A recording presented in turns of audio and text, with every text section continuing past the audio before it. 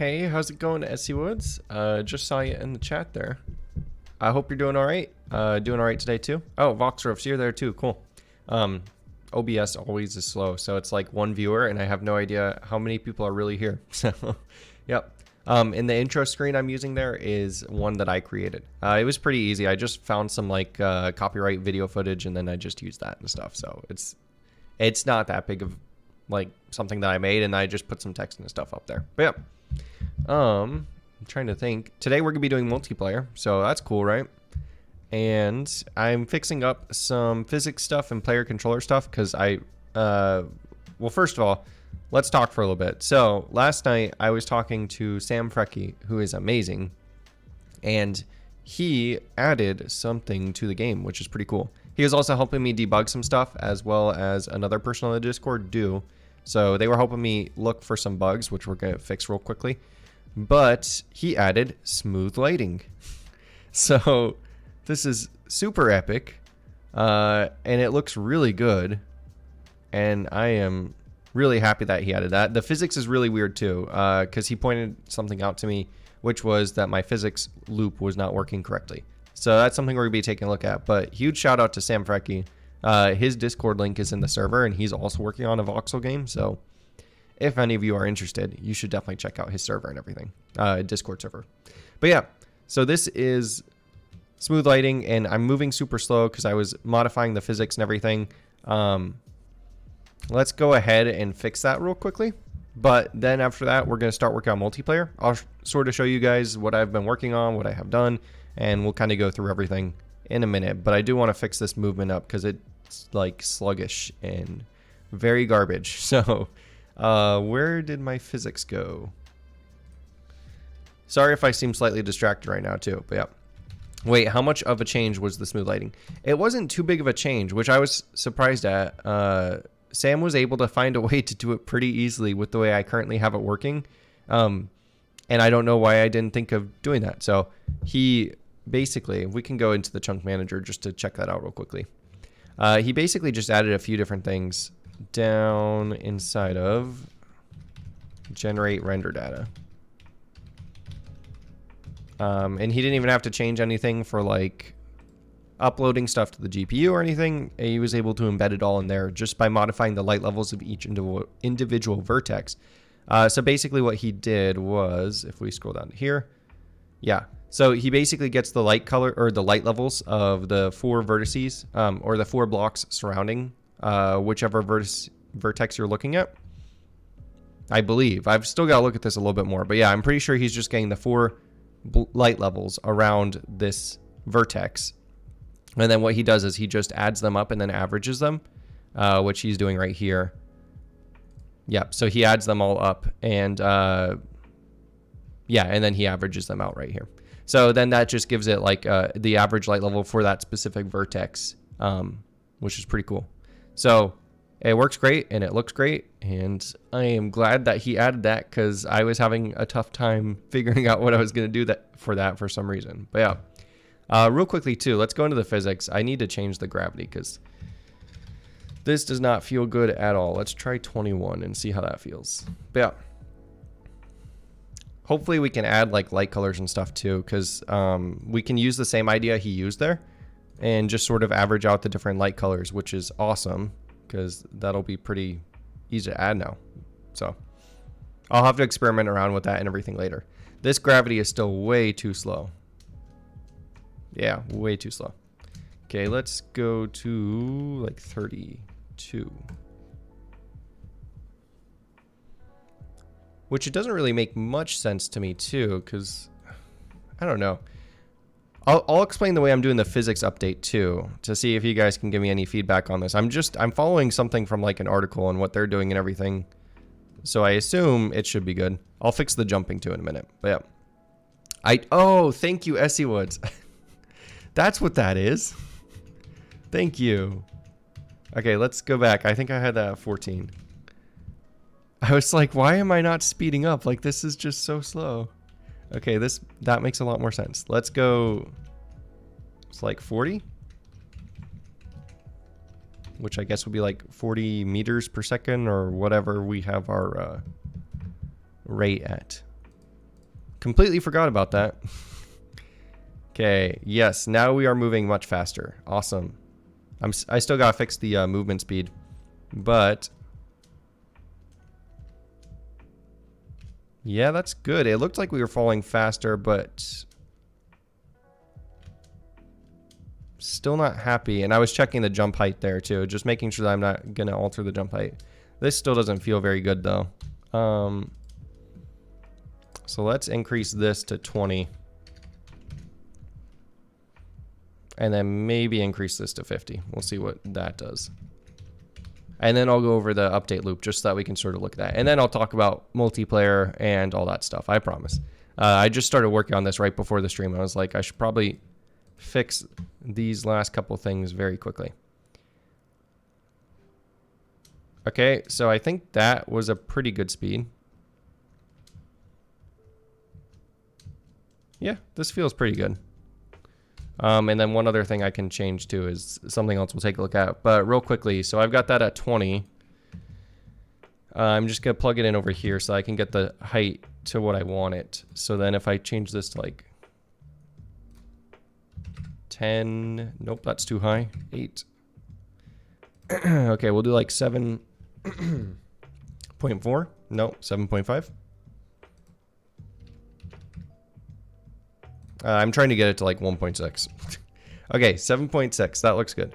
So this is just like something that I made a while ago. I showed you guys on one of those streams. But anyways, we can go into the world and change that here to 7.6. And that should get us the proper jump height.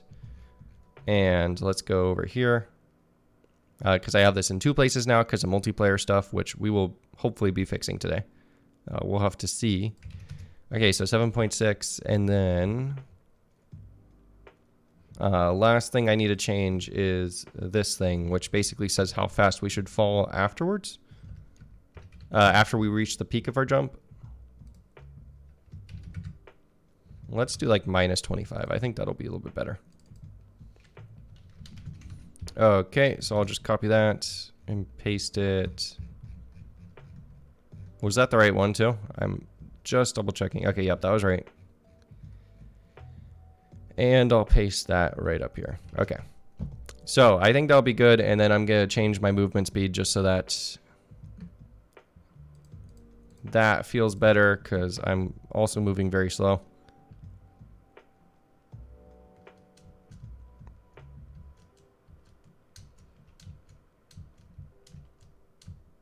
Okay, I think this is right. It looks like I can jump about 1.6 blocks up. Yeah, I think that's pretty good. Who is this Sam guy, and where did you say his Discord link was? Oh, okay, cool. Yeah, his Discord link is actually inside our Discord. I'll paste it into the chat real quick. Let me just grab that. So, his name is Sam Frecky too, by the way, and he is from Czech, I think. I could be wrong on that, so if I am, I'm sorry. But... yeah, he's a great programmer, and he is also working on this cool game, which is also a voxel game. So definitely check him out if you get a chance. I'll paste this into the chat real quick so you guys can check that out. Alrighty, so that gravity feels good. Let me just go to the player controller really quickly. And we'll fix up that movement speed, which actually I think that's in here now that I think about it. Yeah, okay, so run speed and base speed. Let's try like 5.6 and see how that feels. And then I'll just double that to like 10 or 11.2. Okay. Also, if the music is reverberating or anything, let me know. I say that like every stream, but I have no idea what you guys are hearing. So you guys can just sort of say something and I'll fix that. Did I change the right? Yeah? Okay, I think I did. And then this one should be 11.2 F. Okay. So actually, I think that was the wrong one. Wait, never mind. That was the wrong one. This is the one I meant to change. So 5.6 F. I need to clean all this stuff up too. Just haven't prioritized that much. The music is a little bit quiet for me at least. Okay, let's see if I can raise that up just a little bit. Okay. There you go. And I think that should be a little bit louder. Yeah, it's always hard to tell, like, how loud should you make it, how quiet and everything. Okay, so this is pretty good, but I feel like this is too fast, maybe? Or does this feel about Minecraft speed? I don't know. Running is definitely way too fast. I feel like I've got...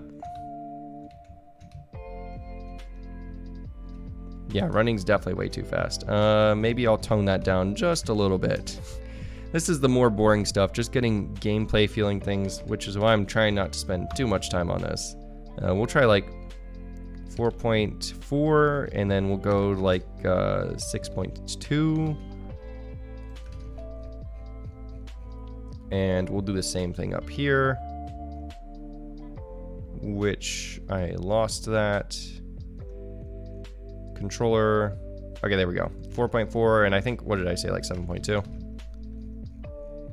Just double check that. 6.2, okay. Ah, there he is. Hey, Sam, how's it going? Okay, so 6.2. And we'll see if that feels a little bit better. So, yep, this is the guy who did the smooth lighting and helped me out a ton with some bugs that I have in my code, which I still have to fix a couple more. I got to add that to the README as well, because there's a couple of other bugs that I've got to check out. Okay, I feel like that movement's pretty good. Yeah. That's not bad. Yes, I am fixing the physics. So I found out what I was doing wrong there, which I will explain now since that feels pretty good.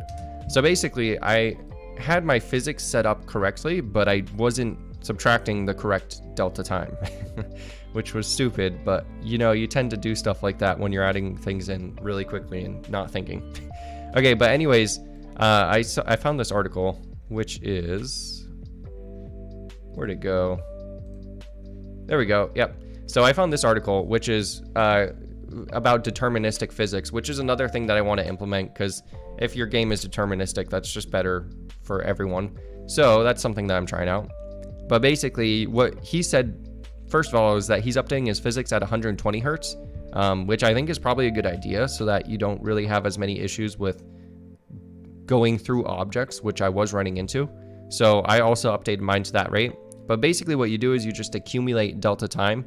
And he does more advanced stuff later on, which I'll have to add for like interpolating if your physics isn't quite right or something.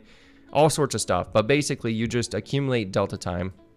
And then if your accumulator is greater than what you want your fixed time step to be, you simply subtract that time step and then update your physics as many times as you need with that time step, which is what I'm doing here. So I have my accumulated delta time.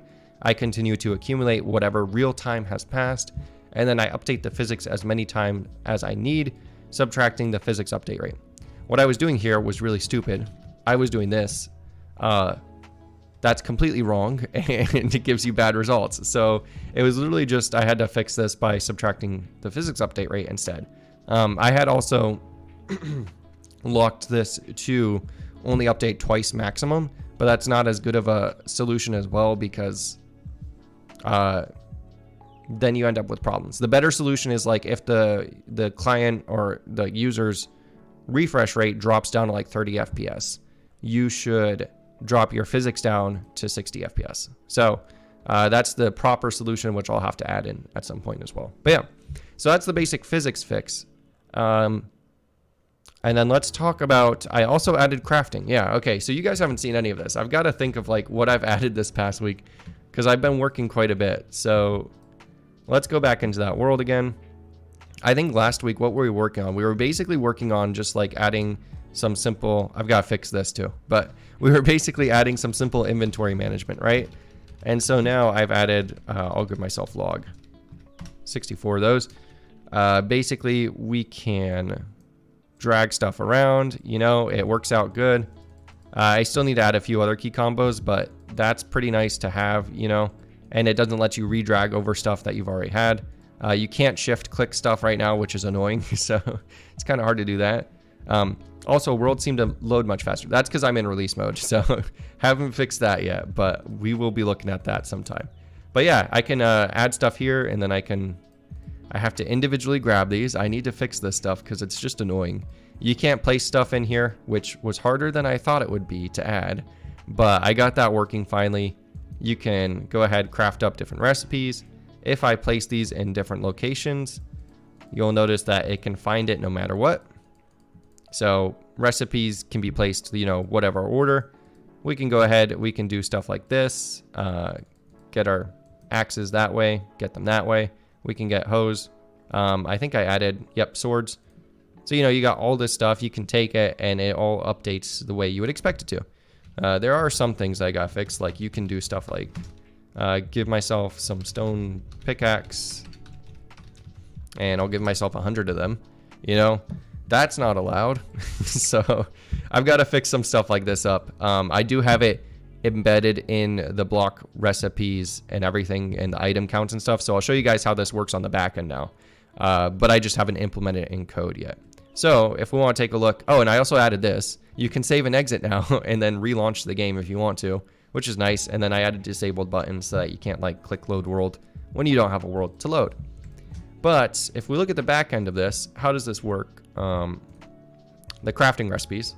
I kind of showed you guys in this Discord, so you may have already seen this or not, but for the benefit of those who have not, basically the way the recipes work is we just define some YAML format here, and we have a stick, and we say we want 4 as the output of this recipe, and then you just define how you want it to look. You give it the block name, and then you just, you know, bracket it in an array. And then give myself 100 Ferraris, I wish. Actually, I'm not that big of a car guy, but still would be nice. And then for things like wooden pickaxe, we can go ahead and we can say this. And you'll notice too, we only have to define the one recipe and it'll automatically search to see if that recipe is contained inside of the actual crafting box. So that's good. You know, you don't have to add a bunch of stuff. But then yeah, for like a hoe, you can see that I add the 2 recipes. We've talked about in the Discord, it would be nice for me to have a flipped horizontally field so that you don't have to redefine this stuff. And so that's something I've got to add. But yeah, recipes are pretty easy to add. I'm happy with the way this looks. And then for items inside of here, we sort of define them the same way we've been defining blocks and everything too. And how's it going, Python? Hope you're doing all right. So the way blocks and stuff work, we've kind of discussed before, but you basically give it the ID, the side texture, top texture, bottom texture, talk about whether it's solid or transparent. And then for items, we can now say, I've started them at 32,000 too, just that like items are separate from blocks. And I kind of want to categorize different things in different groups. You can have up to 65,536 or whatever IDs. So I want to make use of that and like categorize things in different number groups, which would be nice. But anyways, you just say this is an item. Technically, these are all items as well. But what you're saying here is like this can't be placed, which maybe I can rephrase this to make that a little bit more clear. But yeah, that's what that means. And then you tell it which picture to use, which it will look for inside of our assets folder. If it is contained anywhere in this item folder, it will find it. So you'll see I have stick here, and that all gets patched up dynamically at the game start. So then you can just define different things. So I have this thing like, is it stackable, and the max stack count, which I need to implement in code, but it's there for when we need to add that stuff, which is good. Yep. And yeah, you just got notified I started streaming. Awesome. Glad to see you here. So yeah, this is the basic way. My brother, oh yeah, I was messing around with some other stuff and just sort of experimenting, but yeah, crafting recipes are pretty easy to add stuff. Oh, looks pretty good. Trying to think of anything else, and then I've started multiplayer, so we'll talk about that in a minute too. Or started adding multiplayer. It's definitely not complete yet by any means. But yeah, let me just play it one more time, make sure I didn't miss anything. Okay, yeah, I think that's about it. So yeah, and then you can like do this, it unlocks buttons and everything. All good stuff, right? So multiplayer, how does that work? What have I been doing? Well, let's talk about all of this. So what I decided to use was enet, which is pretty easy to use. I'm happy with how it is so far. It's an older library, but it does look like it's still being actively developed, which I had read some people saying like, oh, it's not being actively developed and whatnot, but the last update was 16 days ago. So that's pretty active to me. And this has been around since like forever. Let's see if we can find when it was first made, because I know this has been around for like 20 years. So I don't know when the first commit is and everything, but this has been around for quite a while. Langors, hey Gabe, how are you doing? I am doing all right. How are you doing? And Python, are you thinking of adding craftable items day? We have already done that. So I did add that over the past week. So you can actually like craft items and stuff. They don't show up in your hand or anything, but you can craft them. So I'll kind of go over that one more time in a minute, just for other people. But we'll talk about multiplayer first real quickly, and then go over that, and then we will sort of hopefully dive into what we're going to be doing today. But yeah, so eNet has been around forever. It's a stable library. It's got a pretty easy to use API, so that's good. And it uses UDP. So when you're talking about multiplayer, there's two different things that you have. You have TCP and you have UDP. And from what I understand, I'm no expert on this. I just started learning about this stuff, but yeah. And you missed that stream then. Oh no, you're good. I started doing that over the past week, so I didn't even really stream most of that process, but yeah. And so difference between TCP and UDP, from what I understand, is TCP, you basically send several packets of data over the network, and it says, if you send this packet, then this packet, then this packet, whoever receives it, it will be ensured that they receive it in the same order, okay? This means that there's some overhead with that, you know, because if a packet gets dropped or lost or something, they have to resend it, which can be bad in a multiplayer game, because if you're sending things like a position update to all the players in the world, if you lose a couple of position updates that you're sending to all the players, it doesn't really matter that much. And so you don't want to have to resend that when really it's already out of date. What they need is they just need the newest position update. And so it's not that great. But UDP has other problems, because UDP is the other side, where basically it does no checking.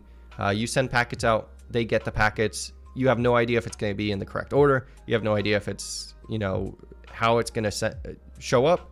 I think Gaffer on Games, he's got a great few articles about this stuff. And he goes through building it up, you know, like from scratch, which I am not going to attempt, because there's a lot of different things that you have to worry about, which is the reason I'm using eNet. So eNet, just be careful with eNet. You have a friend that used it in their own game engine, and there was multi-platform support problems because eNet has one define that switch between new and old implementation. And if I remember, the old is default and not working very well across Linux Windows. Okay, I'll have to check that out. I was doing Windows, Linux, going across both of those, and it seemed to be working good, but I'll have to check. Wait, actually, no. I think there was a problem, so maybe this is related to that problem, but we'll look into that a little bit later. But yeah, but basically what eNet does is it gives you the power of UDP, but it allows you to say, I want this packet to be delivered reliably, or you can say this packet doesn't matter, you don't need to be delivered reliably. And thank you for following, Janner. I'm going to say this really wrong. I'm sorry. Hanerit. I can't say your name. I'm sorry. I'm not going to try, but thank you for following. That's epic. So yeah, UDP basically gives you that power to say, I want this reliable, or I don't care about this. But yeah. I'm curious how you implement dropped item models, to be honest. Yeah, I've been thinking about that too. That's another problem. That's for another day. But we'll take a look at it at some other time. For now, though, let's check out the physics and stuff just to see what we've got here. So I'm going to go into here, and I'm going to say multiple startup projects, which is basically Visual Studio's way of letting me start this multiple times in debug mode, or multiple different things in debug mode. Which is nice. So I've got two instances of the game running, and I can sort of move this one over here so that we can see everything. And then if I hit play, yep, okay. So then I hit play, this one's loaded, and we've got all this stuff going. And then I'll just go over here. And just so that you guys know everything is actually being passed over the network and everything, I will give myself some oak, or actually I guess spruce planks, And then I'll place a few down, right? So we've got some stuff here that has not been saved to disk. So all this stuff is dynamic. And then I'll say start a LAN server. And over here, I'll say join a LAN server. Uh-oh. Okay, that's not good. That was not there before. But basically what ends up happening when it works is we just go across properly. And you know what this is? I think I know what's going wrong now. I thought this was a problem on Linux, but I think I may have just serialized some bad data somewhere. So let's go ahead, delete that. Try this one more time, and hopefully it'll work this time. Okay, so we'll play game, and I'm gonna do a new world. Create that. Let's see. I think it's this one. Okay, so this generates the world and everything. I'm gonna put down a couple lights so that we can see. And once again, thank you, Sam, for this awesome smooth lighting. It looks amazing. So much better than it was before, and you can actually tell the difference between like the side of a block and the bottom. Ambient occlusion will be nice too once we eventually add that. Okay, and then if I go over here, let's see if this works now. So if I start the LAN server, I should be able to join. No, okay. So I definitely broke something. I'll have to check what I broke because I'm not quite sure what I did. But basically what's supposed to happen is the chunks get sent over the network, and then I join on the other side, and I should be able to see those chunks and everything. Yep. And Jomega, hey, how's it going? I hope you're doing all right. We're going to be doing multiplayer stuff, and it looks like we're going to be starting by debugging multiplayer stuff. First of all, though, let's go. I'm going to, whoops, not do that. Let's uncomment this. So this is a problem with like some flickering. I'm going to have to investigate this a little bit more. Sam also pointed this out to me, which was awesome. But we get these weird flickering in dark areas, and it looks like it's coming from this, but I am not sure why, so I'll have to check that out. And the unknown bat, hey, how's it going? I hope you're doing all right. So yeah, let's uncomment that. I'm just going to push the code I have right now for that physics fix that I added, just so that that's all up to date.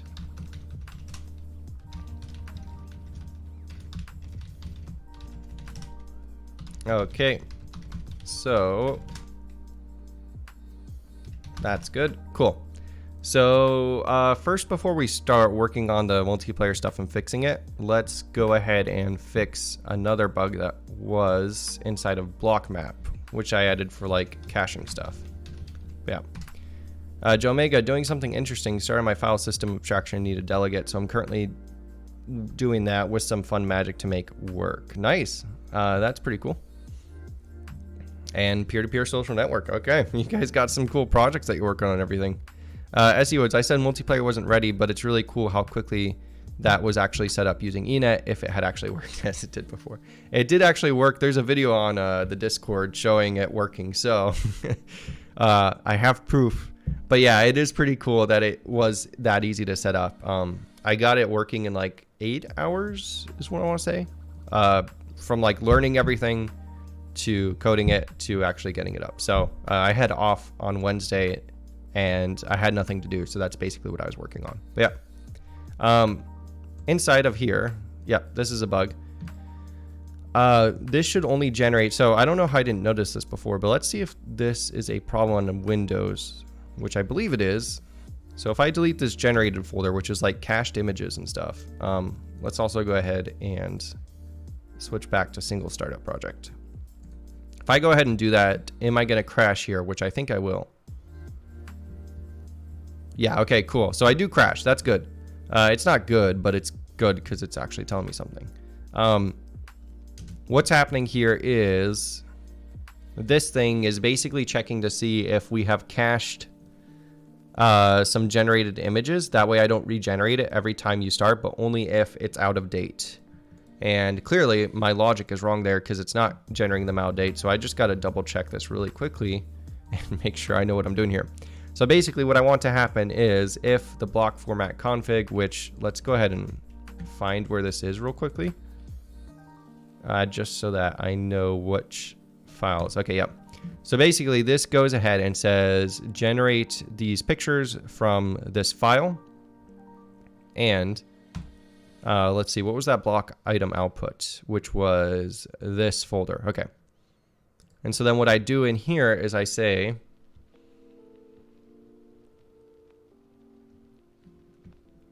if the output is greater than the configuration. And I also check and see if it's a directory, which should fail because there shouldn't be a directory there. So I'm not quite sure what's going on there. We'll have to step through this real quickly, but and you found the define enet feature address mapping. Oh, cool. Thank you, Sam. I will use that real quickly. And do I just define that in the applications list of defines, I'm assuming? Because I think I'm just including enet code. So I'll go ahead and add that to premake very quickly, so that we have that. Yeah, okay, cool. Yeah, this probably isn't good too. I'll re-enable that eventually. But for now, deprecation warnings are ignored. Yep. Ian, check what it was doing. Okay, let's check and see what is happening there. I'll comment that out for now because I do want to check out this bug real quickly, and then I will investigate that. But so that I don't forget that's there, I'm leaving it. But yeah. And Python, yeah, that would be a lot more oh wait, found an issue in method stub by looking at it, forgot to dereference the function pointer. Okay, so let's go ahead and step through this to see what's happening, because I'm not even sure what logic I was trying to implement here. So it's good to step through it and see what's happening, so that I know what I might have been thinking then. Oh, and I'm in release mode. Let me fix that real quickly.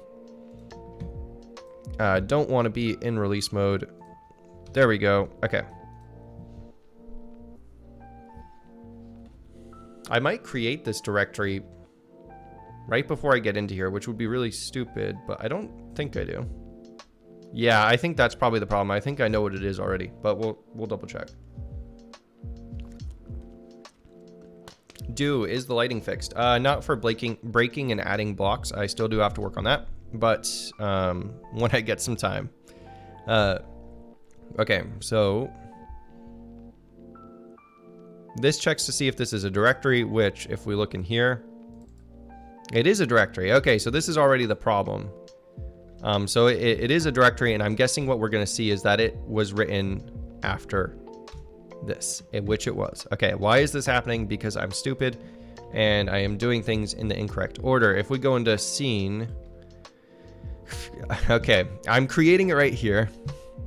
And then I'm saying, hey, if this directory was created after that configuration was last edited, go ahead and skip generating. Well, it was just created here, so clearly it's going to be generated after everything else is done. So, you know, yeah, let's move this from here and just put it in here. Don't know why I did that, but I did. I'm even checking here to see if it's a directory. So, like, what was I thinking? Oh, yeah, it can't be a directory. I don't know why I was thinking that if I'm creating it right out there, but anyways, this should fix that bug. So we'll create it right there. And then let's go ahead and we will say generate or delete this. And now when we go ahead and play, we should be fine. I'm still not sure why on your computer it wasn't printing out warnings and errors, because I do have warnings and errors defined around this stuff. So that was kind of weird. Oh, wait, no, it's because you had copied and pasted that texture in. So that was what was throwing us off. Okay, we're in debug mode, which is why it's loading so much slower again. But if I give myself some stone. Okay, cool. So this is still working. That is one bug fixed. Like a million more to go, right? So, yeah. And you can see the sparkling artifacts are back since I modified that shader, but at least we're getting those transparent fragments discarded again. I'll have to fix that by discarding transparent fragments separately. But yeah. Okay. Man, and this is really slow. In debug mode. I'm going to have to debug this and figure out a way to speed this up. Okay. So let's go ahead and add that to GitHub as well, just so that I can keep track of the changes I'm making. I should probably have different branches and stuff for all this stuff, but I'll start doing that pretty soon because I have a lot of people pulling from master and I shouldn't be uploading out-of-date code to that. So yeah, let's add this. Fix cached generation bug. Okay. And then we'll take a look at that multiplayer bug and we'll talk about that a little bit more in depth. So what is happening with multiplayer? Basically what I'm doing is I'm still trying to decide on how I'm going to set up the server client relationship with the whole game and everything. I think I'm going to have it pretty tightly integrated into the game code itself, just because I feel like I'll reduce a lot of the duplication that I could have. And yeah, so I'm going to keep it pretty tightly integrated. But basically what's going on right now is when we initialize our network, or I guess when let's go through this step by step. So when I click start LAN server, what happens then? Let's go to, where is that happening? That's in scene.cpp. Okay. So inside of here, something gets triggered. So when I click on that button, it changes the scene to the world, or actually it changes it to this thing called local LAN game. Okay. And so what happens when we start a local LAN game? It does this. We initialize the world, and we initialize it on, you can see we give it a host name and a port, which I'm just doing as localhost right now. This will not work if you have two computers on the same network. I will look into that because this address is just referring to the computer I'm actually on right now, but it's good to test things. And I will look into that. I'm not sure about that right now. I do want to eventually increase the world height, but I'm not sure if it's gonna be unlimited. Okay, so basically though, what happens is we initialize the world at this host name and port. And when I go into here, I basically check and see, are they initializing it with a host name and port? If they are, we're going to go ahead and initialize the network as well. And so what this does is it says, are we initializing this as a server? And then we give it the host name and port. And so I think this might be, is supposed to be true. Or I guess not, because we're saying it's a client here. Which is kind of weird. Okay, now I gotta double check this too.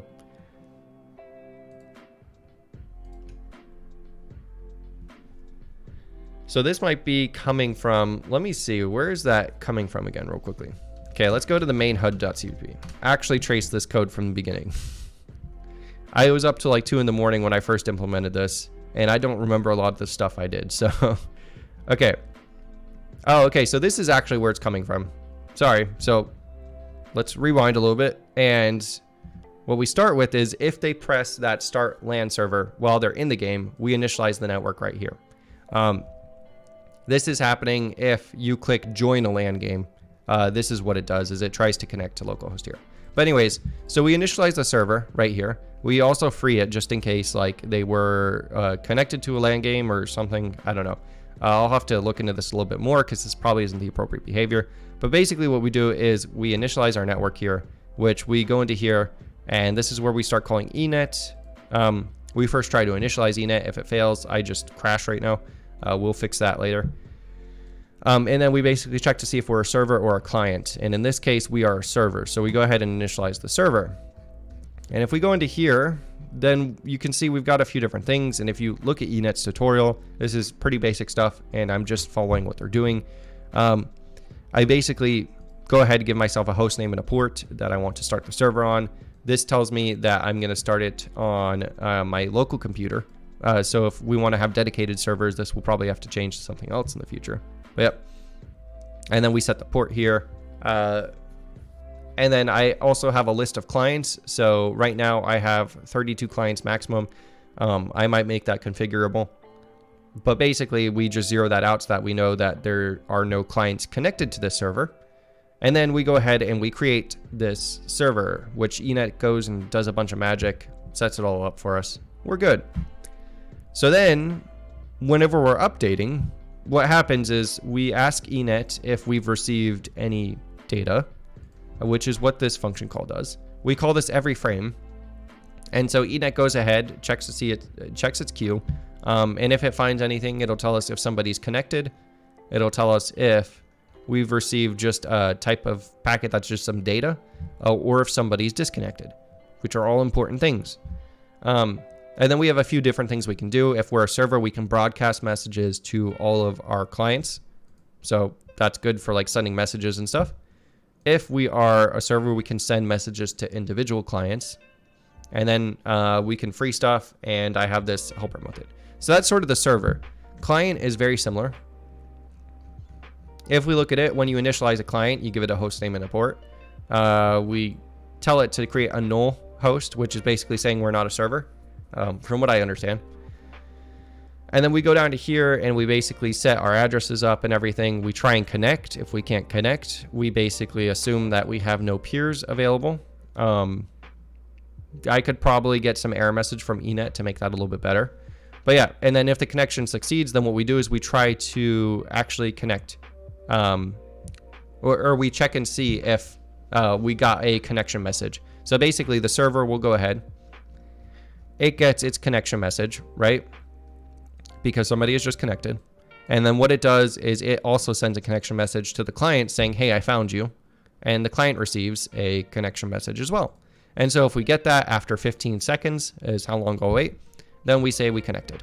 And then the client also has an update loop where we pull, we check and see if we have any new data, any events, if we connected, which this is kind of redundant. This should never actually be hit. We'll check and see if we received any data, and then we'll process that data, so on and so forth. So that's sort of the basic way. And then we have we can send the server messages, which is all a client can do. Client can't really do anything else, right? Can't send a message directly to another client unless you're peer-to-peer, I believe. And you can't broadcast messages.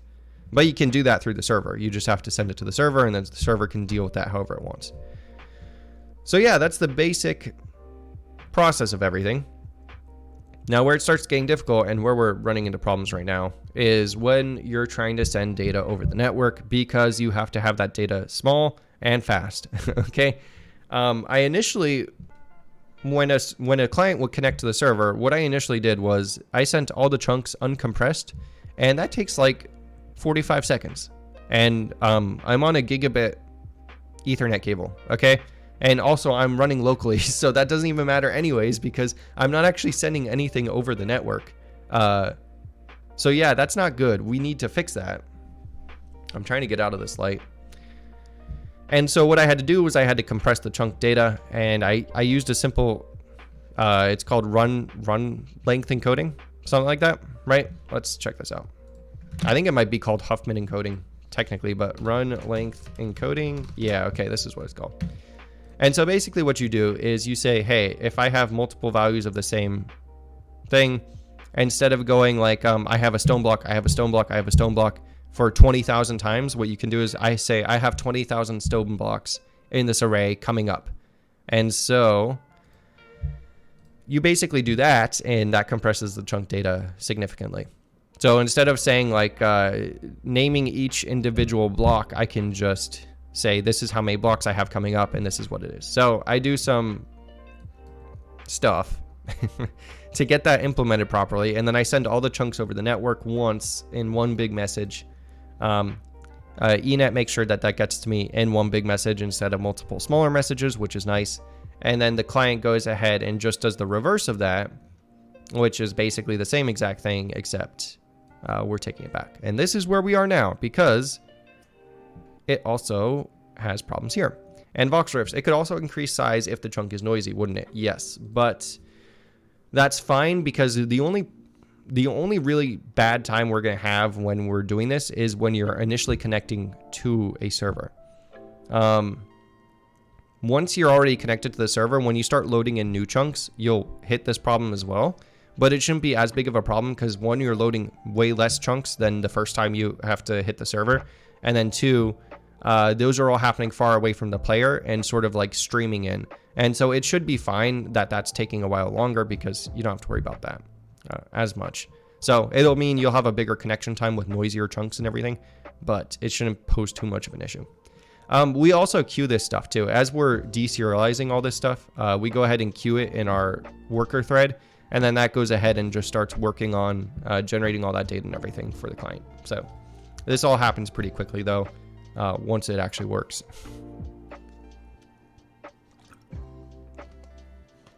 So yeah, that's where we are now. For those of you who just joined too, I know some people were asking about crafting and everything. We can check that out one more time real quickly. So I do have crafting support now. We can give, that's weird. Did I press a weird key combo or something? Let's try that one more time so we can go ahead and start this. It's funny, I've never had this many bugs just start happening when I'm trying to demo some stuff. Okay, yeah, I must have pressed a weird key combo there. Okay, so if I give myself some oak logs, I can go ahead and place them in here. You can place them any part. You cannot shift click yet. I need to add that. You can drag stuff around, which is nice. You can go ahead, craft some sticks. Doesn't matter where you put them. You got sticks. We can go ahead, create other items pretty easily. So crafting is like supported. There's nothing too fancy here. We're just looking for patterns inside of this. So like I have crafting recipes. If that recipe exists within this 2D array, then I basically just go ahead and say, oh, look and see which one we have. And then it all works out. So yeah, I might add some functionality in the future to basically say like you might accidentally add a duplicate recipe, and that could be bad. So I'll check for that and everything. And yes, this is Old Faithful 32. Yep. And how's it going for YouTube? Hope you're doing all right. And thanks, Python. Yeah. So this isn't too bad. I do have to add a few different things that'll make it nicer to use when you're defining crafting recipes. What if you put 2 recipes in? So if I did like something like that, like 2 sets of sticks like that, it won't find it just because it doesn't match completely. Like it has to match completely. So if there's 2 matched recipes in here, it'll take the one that matches completely.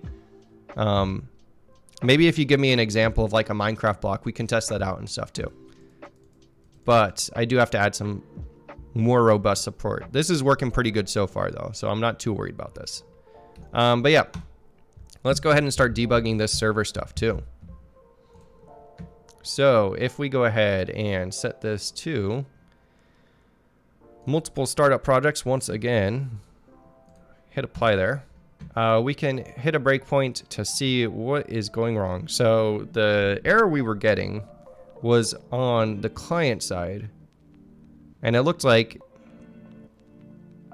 yeah, it looked like it was just encountering bad serialization data. Okay, so let's go ahead and run this one more time, see which error we're getting, and then we'll hopefully be able to debug this. It's kind of hard because things and the way I'm doing all this stuff is very compressed, and so it's really hard to debug this type of stuff. Okay, so let's go ahead, press play. That is this console. I also have chat messages sending across the network too, which were way easier than chunks. So we can take a look at that once this all starts working. So right at this point, even though the blocks aren't loaded in the game, they are, you can see that we have the voxel data here because it's clearly there. It's just generating lighting and everything. So I'm actually safe to start the LAN server at any point. And we're good. And then it just prints out a warning, only localhost. But yeah, so let's go here. Oh wait, is it working now? Okay. I told you it was working. So yeah, it's working now. We can see that we should be in a world like this once it starts generating on the client side. Yep, okay, so it's generating on the client side, and we are in a world like this. This scares me. Why is it working now, but it wasn't working earlier? So I will have to look at that. But yeah, we can sort of take a look at this stuff too now. My computer is like dying right now because I'm running 2 instances of this and they're both trying to generate everything. What would be the player models? Nothing right now. I'm not sending any entity data across the network, so that's just not working at all. But that was what I wanted to work on today. But I'm kind of scared that this broke earlier but is now working, which is not a good sign. But yeah, we can send messages across the wire too though. If we say like, hey, how's it going? you'll see it popped up over here inside the client side. And then if I can go back and forth, I can say, what's up? It pops up over in the server side, and we get that message as well. So you can send messages and everything back and forth. I just don't have them actually showing up in the chat. Yeah, and this is generating very slowly. I will have to look into this. But let's go ahead and close this stuff down. I'm going to go back to release mode and see if it breaks again, because if it does, that's even worse, because that means we have something wrong that's going to be harder to debug since we can't use debug mode.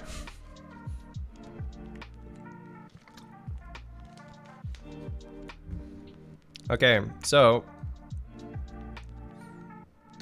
let's go ahead. We'll press play game, load that. It looks like this is the console for this guy. Okay. So we are inside of our world. And just to test this, I'm going to add a couple blocks too, because I'm not sure, maybe this was what was wrong with it, right? Who knows? Okay, so we've added some blocks there, and then if I go over here, we hit join. Oh, I never started it. That's another thing. You need to start the server before you try to join the server. So this is going to halt for 15 seconds and then just time out right now. Yeah, so let's wait for that for a minute. See you, Flare YouTube. It was good to see you for a little bit, though. Okay, so let's try that again. And actually start the server before I try to join. So if I go ahead, press play. Okay, we got this.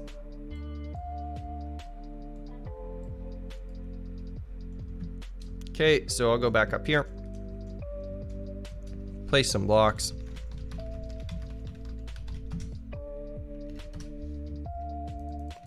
Cool, that's all good. So then I will start the server this time, and let's join over here.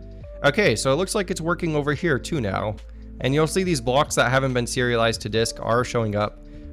This still does concern me though, because I didn't change anything, right? I'm pretty sure I didn't change anything, but yeah. SC Woods, Christmas gift to Gabe, more monitors. Do I have, I don't need any more monitors. I think I got too many already. But yeah, so works sometimes, it doesn't work other times, and I will have to see what's going wrong there. I'll have to add some more robust serialization and deserialization stuff. Oh, and this is another thing too. If I load new chunks in over here, it's just going to load them in, but it's not really loading them from the server, which is bad because, you know, if it's loading them locally, it's just generating random chunks and stuff, which technically are going to look the same, but it's not the right chunks. So I got to fix that stuff up too. Also, voxel riffs. I know we were concerned about, first of all, let's go to like time 10,000. Chunks we were getting a bunch of errors when we loaded new chunks and stuff. I have fixed that. I'll show you how I fixed it in a minute too. We don't get any of that bad chunk generation stuff anymore. Yep. So it looks like everything's going good. You can see stuff is unloading behind me. Yep, there we go. It's kind of unloading back there. And then I've got stuff loading in front of me. I also have to fix too, if we go far enough out, I do some stuff. I make some assumptions which actually get broken once we go far enough out here. We should start to see these pretty soon. I have to pass the chunk radius. There we go.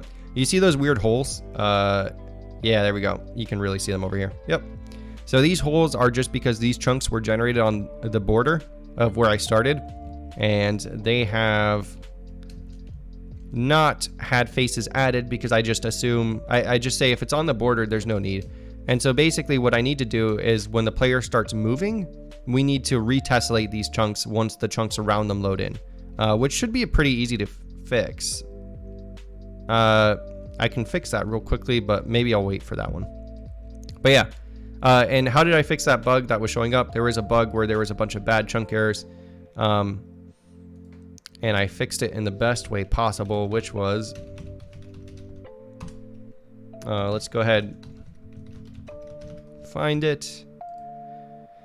Yeah, okay, so this is what I did to fix it. So I just commented it out. No more errors showing up.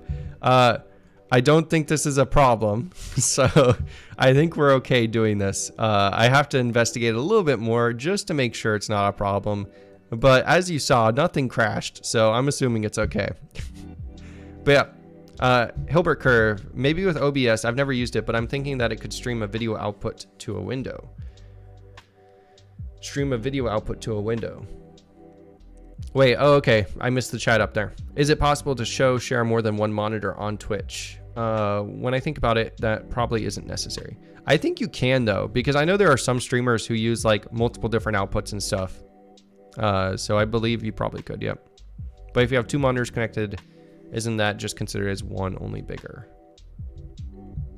Not sure. Okay. Let's talk about serializing entities, okay? Because this is going to be a pretty big topic. In order to get it to serialize correctly over the network and everything, I might have to do some stuff that's going to be annoying. I'm still kind of debating how I want to do this. Let's switch to the drawing screen really quickly, because I'm not sure what the best way to go about this will be. So let's imagine for a second. Oh, cool. B. Bendel, thank you for following. Good to see you here.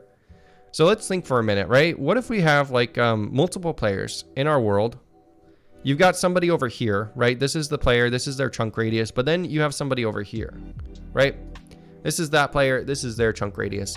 And then let's say we have a third player who's about to join, and they're joining like right here. Let's switch colors real quickly and erase some stuff. Okay, so they're about to join like right here. Right? So all these players are going to get their own chunks and everything, right? Now, when this player connects, what do I send them? Technically, I send them new chunks because they're in an area that hasn't been loaded yet, right? So the server has to get some new chunks, send that out to the player, do all that stuff, right? That's fine. But what about entities? Which is what I'm about to start working on. What do we do there, right? Say there's a bunch of zombies and stuff like all over here and everything surrounding this player. There's no reason to send these zombies to this player locally, right? And I think the way Minecraft does this too is technically the player has a second radius, which is the simulation radius, right? And so I think what I'm going to do, and you guys can give me feedback on this too. We can see if you guys have any thoughts or opinions on this. But what I think I'm going to do is basically when we're sending entities to a player who's just now connecting, what we'll do is we'll check and see if those entities are within this simulation radius, right? If the entities are within the simulation radius, we'll only serialize those guys and send them over the network. And then as we're updating on the server side, what we can do is when we update all of our entities and we're sending that stuff over the network, what we can do is we can say, hey, if this entity is part of this simulation radius for this specific client, we'll send it over to them. My problem is, yeah, Minecraft does have a simulation distance. My problem with this is though, it means we'll have to be doing a lot of duplicated work because let's say I create some method, right, where we have all of our entities and components stored in some memory. And let's say I create some method that basically just takes all of this data and then compresses it into one big thing and then just sends it out. This would be a lot easier for me to code. So I'm kind of going towards this. And so maybe what I can do is I can compress all the entities once, send it to all the players. And thank you, Nick, not named 3 for following. So I can compress all entities and component data once, send those to all the players. We do that. And then when we're loading them client side, yeah, okay. This is horrible drawings. I'm sorry for that. Oh gosh, I can't even erase stuff. Okay, horrible drawings. But yeah, and then when we're loading them on the client side, right? What we do is, as I'm deserializing this stuff client side, I say, hey, is this entity actually in my simulation radius? If it is, then I worry about it. But if it's not, then I just kind of discard it. And I say, I don't really care about that entity. I think this is probably the route I'm going to go. It'll be easier to code. And I think it'll be faster too, because I won't be doing this once for every single client, which should be good. So thoughts and opinions. If anybody thinks this is a bad technique, let me know your concerns and we'll discuss those. But I think this is what I'm going to go for. So we'll start talking about how we can do this. B. Bendel. I've seen a bunch of your YouTube videos and finally caught you on here. Awesome content. Thanks, B Bendel. Good to see you here. And Jomega, if you ever wonder how annoying C++ can be, this is a good example of how compiler can get confused and give you an error. Top return is working, bottom return doesn't, since it can not deduce template argument, and it gives internal compiler error. Yeah, C++ gives a lot of annoying errors and stuff, but Leo Dog 896, thanks for following. It's great to see all you guys. Okay, so this is the technique I'm going to go with. Let's go into our entity component system, and we'll start talking about how we can serialize this stuff. So one thing I have going in my favor is I'm making sure that all components are plain old data. So it should be easy to serialize this stuff because I don't have to worry about any sort of weird alignment issues. They should all be standard layout. They should all be trivially copyable, which is good. We want that when we serialize complex data. Which I have an assertion somewhere in here. Is POD. Yeah, okay. So I make sure that when you initialize a new component, it has to be POD. Maybe I'll change that one day to just trivially copyable, but I kind of like POD stuff better, so that's staying. But yeah, is there any way I can view old streams? Yes, you can. More Games with Gabe is my second channel, and I think I've got it linked somewhere. I'll have to add, I think it's linked on my main channel. I think you can find it there on like the About page or something, but yeah. Yeah, except for the first one. The very first one is not there. Okay, anyways though, so we know we have POD data only, so serializing all of our components should be pretty easy. So what I'm thinking is we create some sort of method that goes through all of our data and sort of picks out, yeah, so it goes through all of our data. It's going to have to like go through entity by entity, find out which components it has, and then add those to some just big block of memory. And we'll have to grow that memory if it gets too big. So yeah, is this on GitHub, GitLab? It is. You can find it at github.com/codingminecraft, which is right here, and then it's stream Minecraft clone. So for anyone curious, you can go ahead and use that link. Sam check. I think Minecraft also has entities associated with chunks. So when new chunks are loading while moving, it just sends the entities within the loading chunks and then checking them for simulation distance. Ah, okay. That makes sense too. I'm shying away from like sending chunks individually I'm not sure if it's better to send multiple packets with each chunk individually or to send one big packet with all the chunks at once. But yeah, so I'm kind of wondering about that too. Right now what I'm doing is I'm just sending all chunks at once, but we'll have to think about that. And Leo Dog, you're thinking of contributing GitHub action to this for it to automatically compile a demo. Oh, that'd be pretty cool. I've got like the compilation steps set up pretty good, so it shouldn't be too bad. I'm not sure if I want like continuous integration quite yet, because I kind of want to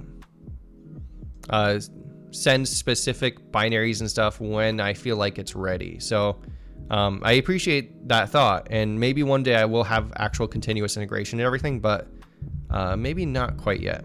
Carlos Alfaro Dev, thank you for following. It's good to see you here. Okay, so for now, I'm going to do this the simplest way possible, which is we're just going to serialize all entities. And we'll worry about a more complex method later. Now, this is going to get complex anyways, just because there's lots of different problems. Okay, so best way to do this, we want to have something like this, right? Void star serialize. But we don't really want to do it kind of like this because we need the size. How big is this? All that stuff. So let's make just a structure to pass this around. And I have a feeling I'm gonna have to use this in other places too, so we'll just add it into here. We will go ahead and just say there's a structure called raw memory or something, and it has a void star data and it has the size. Okay, so we'll go ahead and we'll just like use this structure wherever we need it, whenever we're passing around just raw memory. And wherever I was writing that, okay, right up here, this will actually return raw memory.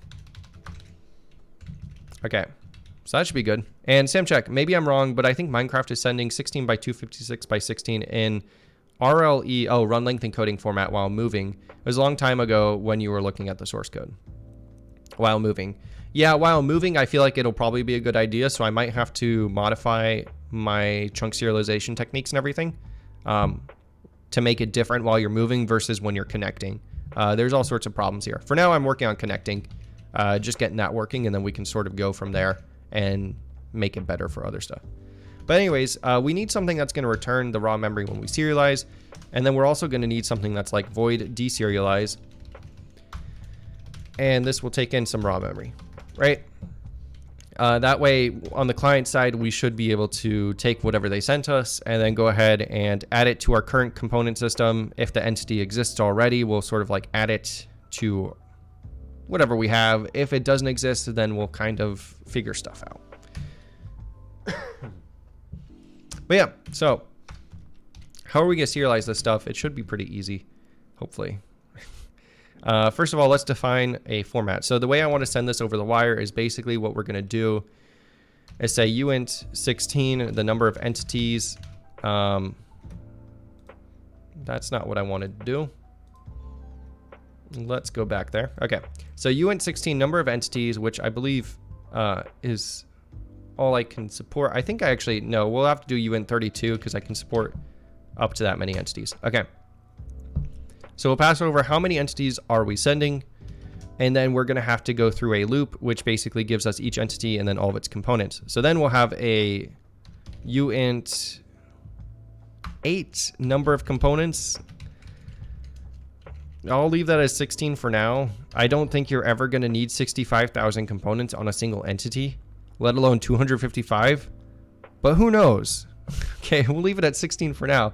Thank you, AISC88, for following. Good to see all these new people coming up. Okay, so we're going to do the number of entities, the number of components, and then we can begin looping, right? Or actually, no, this is when we start looping. So then we say begin looping entities, right? And then we give it the number of components. So how many components does this have?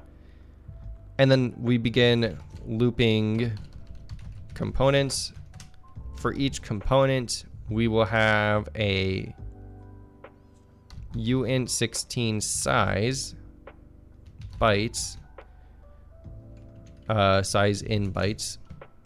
We should never go above a uint16 for the size of a single component in bytes. I can add assertions for all this stuff in the future too, just in case we ever break one of these rules, but for now this is fine. Okay, so we get the size of that component in bytes. That way we know how much memory we have to copy. We also need a component ID. Actually, yeah, we don't even need to do the size in bytes here. What we can do is we can instead say uint16 component ID, which should give us the size on the client side. So basically each component has an ID, which tells me what that data is. So yeah. Voxriffs, your Stack Overflow video blew up. I know, it's pretty cool. And cool to see your channel grow so much in solo time. I know, that's pretty cool. Sam check, by the way, it's not good to use void pointer. It's pretty ambiguous what it is. I learned that it's best to just use uint8t pointer to just have it like byte arrays since you already know the size inside. That's a good idea too. I appreciate that thought. I've been trying to switch to that more. It's just a force of habit. But a uint8 star is better. That way we know that we're operating on bytes instead of, yeah. And this is just a type def for uint8t. So it's the same thing, but okay. Back in here. So we get the number of entities. We start looping over those entities. We get the number of components. We begin looping the components. First of all, we're going to serialize that component ID. That's good. We need the ID. So now we know how big this component should be because we can just look that up inside of our component map, which is good. So then we can just copy the memory. So then copy memory. Oh wait, no, we need the entity ID too. Okay, this is good too. So begin looping entities. So each entity will start off with a uint32 entity ID. Okay, So we'll begin looping the entities. We get the entity ID. We get how many components it has. We begin looping the components. We get the component ID. Then we can say copy component into this entity ID, or create this entity if it does not exist. Okay. And then we copy that component. And I think we should be good. That should copy all components. And then for deserialize, we'll just do the reverse of all this. So yeah, Voxerus, but void star and U8 star have basically no difference except for what you do when you deref or index. I don't know if it does matter. I think they still operate on bytes, like when you do pointer arithmetic and stuff, but yeah. Oh, okay, so pointer plus plus. So pointer arithmetic does differ for void star and UN8 star. Okay. Cosmic Nebula, thank you for following. Man, it's crazy. I'm getting a lot of new people here. Okay, so anyways, this is what we're going to do to serialize. Deserialize is going to be the reverse of this. So let's start doing this. Let's say for each entity, we have them all stored in this vector. For auto, entity, and entities, we can get the entity ID just by saying, I mean, technically the entity ID is a 64-bit integer. I'm not sure if I'm going to keep it this way because I'm still debating whether I want versioning or not, or whether it's necessary, but we'll do that for now. So we will do this.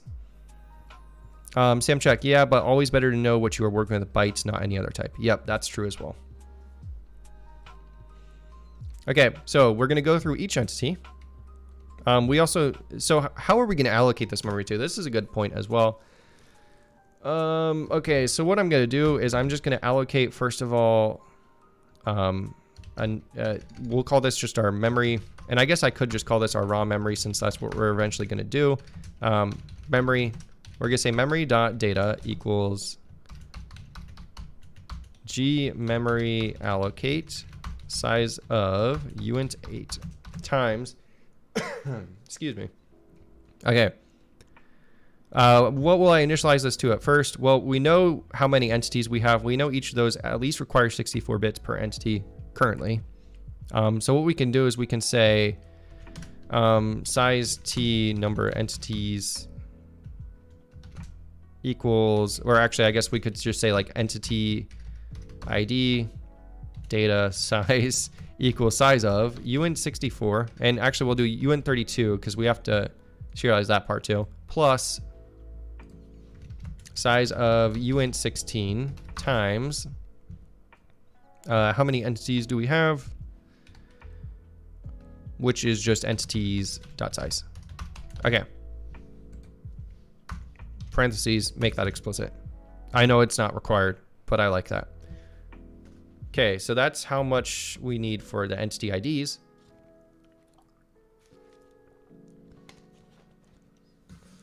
And then for the components, what are we gonna do? We're gonna say size t component size. I'm just gonna initialize like enough for, I don't know, we'll just do a uint8 times entities.size times 10. Okay, this is fine. I don't really care about this one too much because we're gonna be dynamically growing this array anyways if we need more memory. So maybe I won't even add this, and then we'll just sort of keep track of how big everything is, and then we'll make it bigger if we need to. Okay, so anyways, what we can do is we can just go ahead and say allocate entity ID data size. And that will be our initial allocation, and as we grow, we'll add more to it. And then we can say size equals, maybe we can just do this first. Actually, yeah, I'm gonna keep that explicit just so that I know what's going on there. And then we can just do that memory.size. Okay, so that's good. We get our initial allocation. We will check as we're looping this if we need more memory, and then we'll just kind of allocate that or reallocate this as needed. Okay, so we're looping through our entities. I think a write function is gonna be helpful. So let's go ahead and we'll have like a couple things actually. Let's go ahead and first of all, let's move this into the C++ file because I don't want to have to deal with recompilation every single time I change this. So let's go ahead. Whoops, I should copy the whole function. Copy this whole thing. and then we'll put it in here. Okay.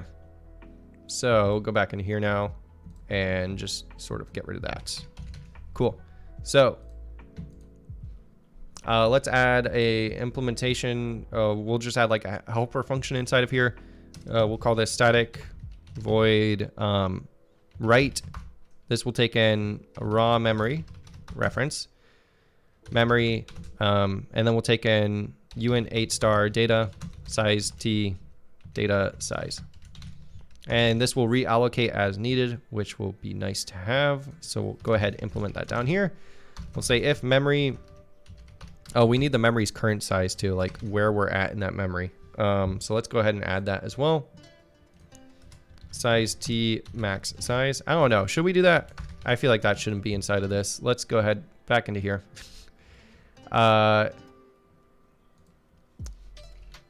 We'll say data size, and then we'll say, let's see, where are we at in the memory? Which I guess we could just do like size t offset. Yeah, that might work good. Do I like that? I kind of want to just give it a pointer. Yeah, we'll use offset. Okay. So we will do this, and let's go ahead and go down here. And we'll say, let me just double check the chat real quickly. With going byte per byte, the compiler won't allow you to do pointer arithmetic on void star. You have to use char star or some equivalent. Am I trying to send a chunk over the network? Leo Dog, I am not. I've already done that. What we're doing right now is sending entities over the network. Very similar though. If you sub, do I get paid, or is it like YouTube? I do get paid. That would be epic. If you want to, you don't have to though. So I am fine with follows as well. And okay, cool. So we've got our memory. We're writing it. We have an offset into that memory. So we know what our memory size is. We know what our data size is. We know what our offset is. So what we can do is we can say if memory dot size, or actually I guess we can just say if offset plus data size is greater than or equal to memory dot size, then we need to reallocate. And we can do that pretty simply just by saying memory dot data equals, actually let's do this a little bit better. We can say uint8 star new data equals g memory reallocate or realloc. Okay, can't speak today. So the memory, the new size, the memory we're passing is our memory dot data. New size is, we'll just double it. So we'll say memory dot size times 2. Let's go ahead and say size t new size equals memory dot size times 2. And we'll say new size, and then we will go ahead and cast that to that, and we'll say if new data or not new data g logger assert. I guess we could just write an assertion instead of doing this. We'll say g logger assert new data failed to allocate more memory. Okay, I guess that should be reallocate. Okay, and then new data does not equal null pointer. Cool. And then if that succeeds, we can say memory dot data equals new data, memory dot size equals new size.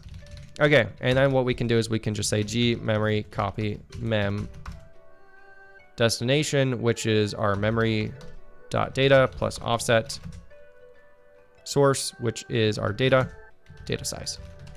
Okay, so now we have a write function, which should help us with writing our data to our buffer, and it will grow our buffer as needed, which is good. Reallocate, yeah, I know, right? SE Woods, have I set up Patreon now, or you can change it so I need 100K on YouTube before that? Honestly, I kind of am thinking like I'm gonna wait till 100K now, maybe 50K. Was it last week that I was saying if I reach 10K subs on YouTube, I'll add a Patreon? Because if it was, I was not expecting it to only be a week before that happened. I was expecting another like few months at least. So yeah, let's shoot for 50K. If I get 50K subs, then I'll open up a Patreon and everything, and I'll probably start considering YouTube a little bit more seriously. So yeah, Have I ever tried rustling? I have not. And Sam Check, Games with Gabe, what's the benefit between the G memory library and just using new? So the reason I have the G memory library is just so I can track memory allocations and stuff. There's no real benefit. I'm just calling malloc and stuff under the hood, or stood malloc, I guess. But I like doing that just so that all my memory allocations are like in one place. I'll use new if I'm using objects, but if I'm using plain old data, I use my G memory allocate stuff. So like you'll see inside a chunk manager, if I go up to like the init method. Yeah, okay, yeah. So you'll see I use new here and stuff, and then I'll use delete to destroy this stuff because these are objects and they have constructors and all that stuff, and I don't want, you need to use new to make sure that works good. But other than that, for plain old data, I just use plain old malloc. So, yep. Honestly, I'd rather just pay via PayPal because it supports you and Big Evil Tech Corporation. I do have a tip page in the About section, but definitely not necessary to. I really appreciate that, though. For memory, it is good to have indirection. It is good to indirection have, I think, if you ever want to change the allocation scheme. Yep, and that's another thing, too. I like wiring it through that. Technically, if you're using new or delete, you could like overload the operator if you ever want to change it. You just have to make sure you're consistent, so... Okay. Anyways, though. Why is this undefined?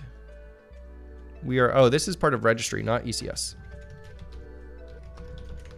There we go. Okay, that's better. Anyways, so we're looping through our entities. Now we can write. I completely lost track of where I was. Okay, so we begin looping over the entities. We say, write the entity ID. So we'll say write our memory. We also need a pointer, which tells us where, or I guess our offset. So we'll say size t offset equals 0. And then we'll say write to our memory, which is that. We're going to give it the data we want to write, which is the number of entities. Oh, so this actually is happening beforehand too. So we will write the number of entities, which is our entities.size. And we'll have to give it that address. And then we'll give it, and I might have to cast that just because of stuff. Okay, the size, which is size of entities.size. I can't do that. What does this return? This returns a size t. Yeah. So we'll do that. I mean, technically, I want it to be just a uint32. So I'm going to do this, and then I'm going to have to make sure that we never exceed that with our size variable so that this conversion does not fail. So what I'll do is I'll do like uint32 there. And then I'll just like do a... Can I just do uint8 star directly? I might have to do like 2 indirection things to make sure this works right. Must be an L value. Okay, so I have to store this first of all. So we'll just say uint32 number entities equals entities dot size. We'll do that. We'll do that. Okay, cool. So that works. Good. Leo Dog, whenever I make my next project, I recommend checking out Rustling. After working with C for a bit, Rust was a much needed relief. I have considered looking at it. I like looking at different languages and stuff. So I'm not sure if that was direct at me, but if it was, I do like looking at different languages and everything. So I might check that out. Okay. Entities.data? No. No. Wait, yes? No? So I don't... Okay, yeah, this is a vector, so we can use that, but I'm writing out the number of entities right now. So this is just the size of that. I'm looking for the length. I think that's what you were asking. Okay, so the offset, which is just gonna be our offset. Okay. Oh, and we have to make sure we increment that offset too. So instead of doing this, let's pass this by reference. And I like doing pointers here because that way I am explicit that like this is passing by reference. Because sometimes it gets unclear when you're passing by reference and stuff. Okay, so we do all this stuff. Offset, let's just dereference that when we're doing this. And then we can go ahead and just do this. And then what we're gonna do is we're gonna say offset plus equals, actually we're gonna say star offset plus equals data size.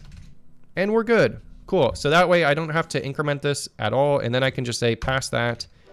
And it's explicit that I'm passing that by reference, which I like, which is good. So yes. Okay, yeah, the number of entities. Okay, yep. That's why I was like, wait a second. But I do like your thought. Unfortunately, I can't just dump all that because of the way I want to serialize it. So no data for this one, but I'll try and use that from now on. Okay, so we just wrote the number of entities. We're looping over the entities. Let's write the entity's ID now. So this is our entity.id. I think we can just write entity, which is a type def for our entity ID. We'll do a size of entity ID, which is 64 bits. Then we can do offset, which is just our offset. Okay. And then for that entity, we are going to cast that to a uint 8 star. And let me just double check this. This should be that. I do like making that stuff explicit as well. Okay. And that is just a type def for uint. It's 64. So we're good there. Cool. So we write that. That's good. Write the number of components. Okay, how do we know how many components an entity has? I don't know. I didn't implement that. So let's go ahead and implement that real quick as well. I'm going to have to go for just a minute, guys. I've got to take a call, but give me like 5 minutes and I will be right back. So we're switching to the be right back screen, and then we will continue with this and hopefully finish this up.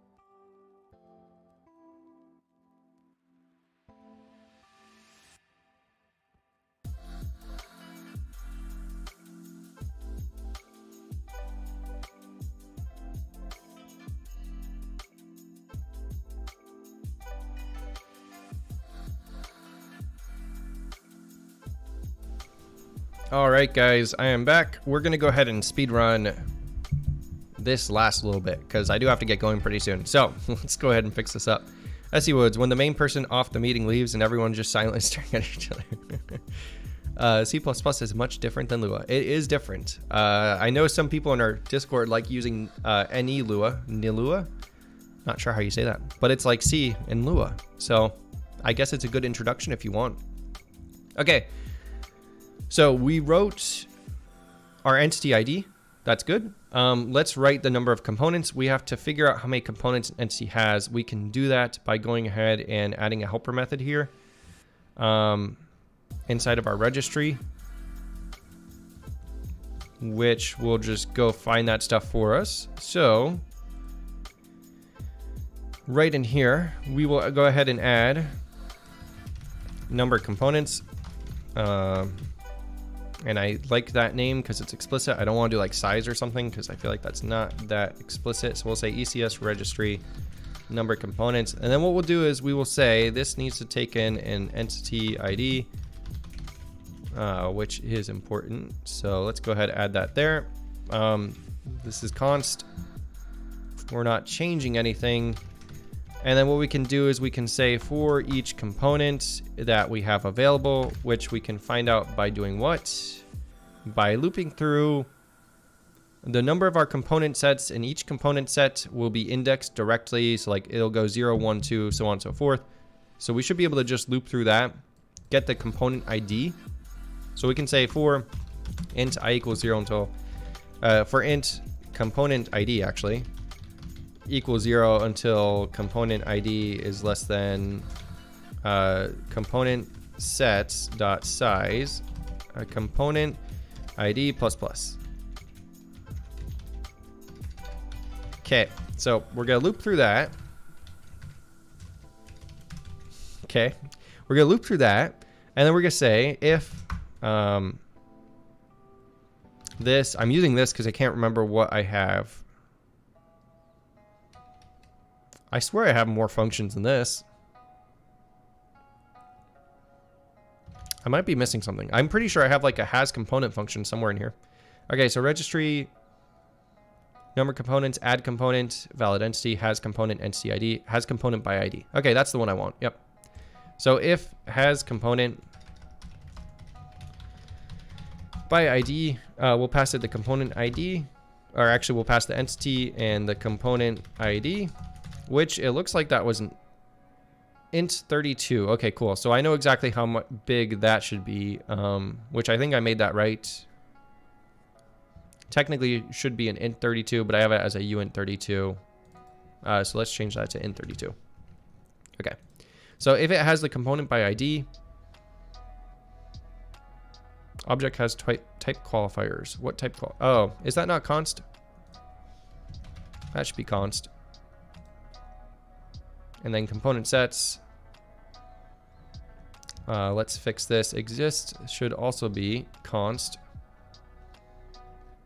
Gotta fix my const, which is nice to have. So if do this earlier rather than later. This is inline 2, and I don't think it should be based on what I was talking to you about, Sam. So I'll have to change that eventually. Get pool. Why is that not const? Get pool, does it do anything? No, this doesn't do anything either. This should be const. Okay. We're good? We're good. Okay, cool. So now we're good here. So if this has this component, we'll say int number components equals 0. Number components plus plus. Return number components. Okay, so how do we know how many components an entity has? Well, we know because we can call this function now, right? This should return an int. Let's go back into here. Number components. That's a different kind of number of components. Okay. Let's just add a slash here so that we can find that. Okay, there we go. Cool. Change that to an int. Cool, we're good. We're good. We can now find the number of components entity has. So int number components equals registry, which we are. So we'll just say number components of this entity. Okay, what's wrong with this? Must have a pointer. This is part of the registry, right? Yeah, that's part of the registry. Do we have something in here called number components? No. What's wrong with this?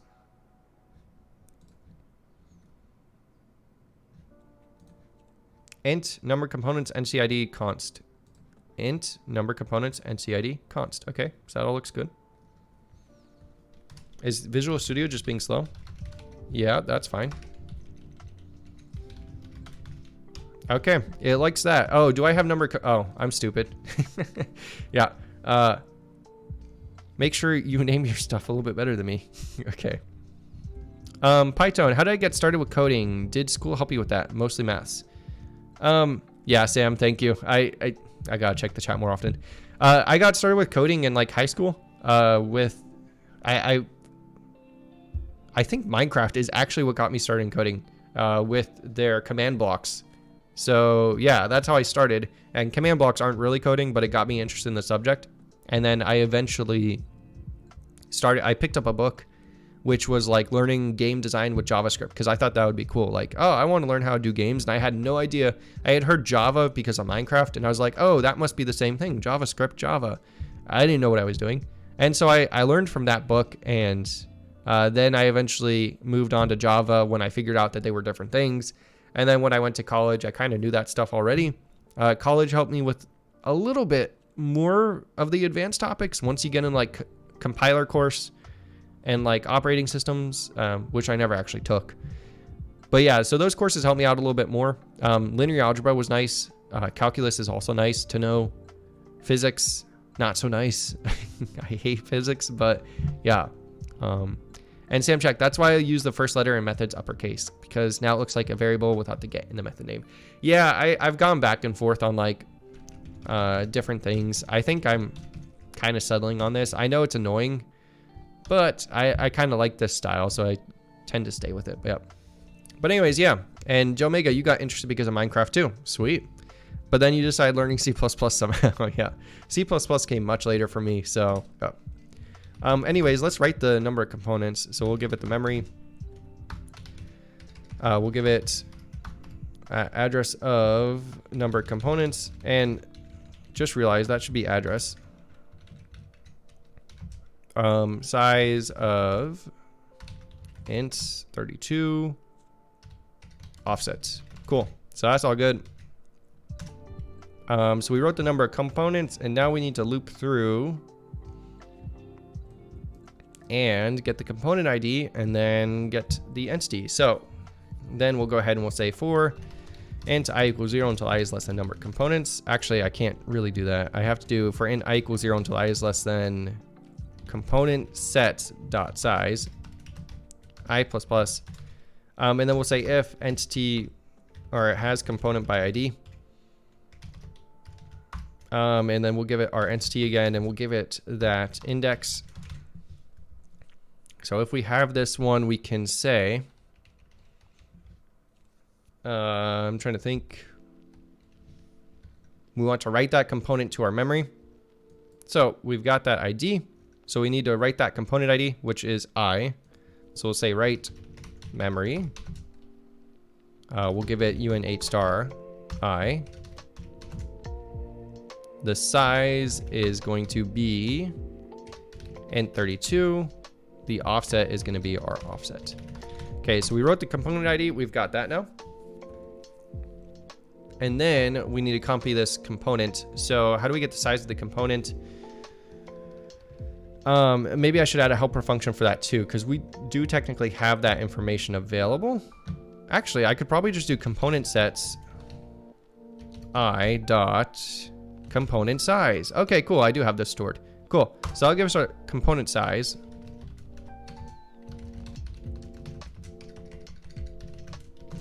And I guess I could probably do like a glogger assert that I is greater than or equal to 0, and which it should be. I is less than component sets, which it should be. Okay, I don't have to worry about anything there. So no assertions necessary. Minecraft also got you into programming, and you got started by Minecraft maps. I know, like, Minecraft was pretty impactful for me, so I know it's been impactful for a lot of other people too, which is insane when you think about it, but yeah. Python, you started with Lua 2 years ago and made your first $700 by working as a scripter for a game. Nice. And you moved to Python about a month ago. That's awesome, dude. I didn't start making money till like late college because I was too scared that I didn't have enough skills or whatever. So yeah, through Roblox Studio. I've done a little bit with Roblox programming. And that's actually what got me started with like networking and multiplayer programming and stuff too, which is cool. So, okay, anyways, we got the component size. So now we just need to copy this memory. So we can just say write. Actually, we need to get the component first. This takes in an ID and it takes in a component T. So let's add another helper function, which is going to be get component by ID. Okay. Oh, this isn't const? What? That should be const. I fixed it, right? No, I didn't. Okay. Let's make that const.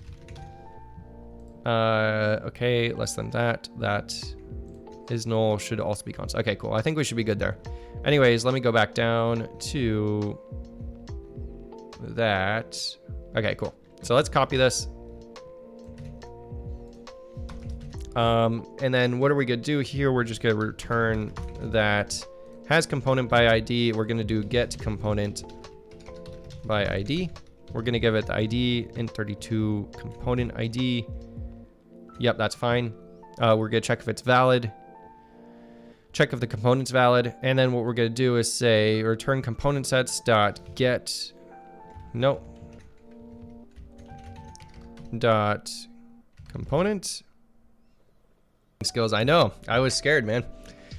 When you're younger and stuff, you don't know what everybody else knows. Once you start getting into the corporate world of programming, you realize a lot of people who are programming don't really care about it that much. So disappointing. Okay, so anyways, we've got the component data. Let's go ahead and we'll say g memory copy mem, or actually, what am I doing? We'll say write memory. Data is our component data. Size is our component size. Offset is our offset. Address of our offset. Cool. So that should serialize everything. We are now looping over all of our entities. We are serializing them into that buffer. The buffer grows if needed. One last thing we might want to check is like, okay, yeah, so offset should contain the actual size of our memory at the end, which is good. So by the time this finishes, we will have the actual size of our memory. For now, what I'm going to do is like this isn't the greatest, but I'm just going to say memory.data equals realloc. We're going to give it memory.data, and then we're just going to give it offset. Not the greatest, but I want it to be the appropriate size. That way, when we send it over the network, we're just sending the necessary data, not a bunch of bad, like empty bytes or whatever. I'll eventually change this so that we can just like add a memory view or something or other. Basically, it shouldn't matter too much. And then we'll just return that memory for now. I'll fix it later. Hello there, smart one. How's it going, Windward Hive? Hope you're doing all right. Voxros, templates are weird. I'm probably going to implement it differently in Rift, like the tags thing. I don't know. It just feels like a lot of problems could pop up. Templates are pretty cool. You should look up metaprogramming. Template metaprogramming. It's really interesting what you can do. It's like a whole sub-programming language, which is just, it's absolutely insane. I found this awesome article that shows you how to do Fibonacci sequence in templates at compile time, which is crazy, you know, that you can do that. But anyways, okay, so we've got all this. We should be good now. Our memory size, do we need to, yeah, we need to alter that too. So we'll say memory.size equals offset. Okay. And that should be good. So now we have serialized. Let's go ahead and implement deserialize. That way we can get it back over the network. Should be pretty easy to add. And then after that, we can just test it and it'll all work out and I won't have any problems because that never happens, right? I mean, okay, let's go ahead. We will implement this. Let's go ahead, write that. This is ECS registry, deserialize. And this is basically going to be doing the reverse of this and putting everything where it needs to go as we do this. So let's go ahead and do that. Technically, I don't need to do this since we're doing the reverse. Let's add a helper read function. Static void read. This will take in the memory. We will do a UN8 star data. Trying to think if this is what I want to do. Yeah, this is where we're going to put the data in. Size T, data size, size T, offset. Okay, yeah, we'll use the same API. That way we can hopefully switch it up pretty easily. Okay, let's go into here. Reading is a little bit different, but it's sort of similar. Okay, so if we're reading, if the offset plus data size is greater than or equal to memory.size, we will just say glogger error bad data for now. And then we'll just return. We won't do anything. I guess we could like say data equals 0 or something or set that out, but yeah. So we need to make sure that offset And technically it could be, I think we should do that. That might be an off by 1 error. Okay, so I think we can do that. Otherwise, if we have a good read available, what we can do is we can say g memory copy mem. We're going to copy into our data, and we are going to give it memory.data plus offset. Number of bytes is our data size. Okay, so we do the reverse of that, and then we're going to increment our offset. Cool, so that should be good. And I think we're good there. We don't have to worry about anything. So now we just need to modify this. So we get our raw memory, which is passed in. And our entity ID data size. Okay, we don't need this. Our memory, we're not changing this. Get rid of that.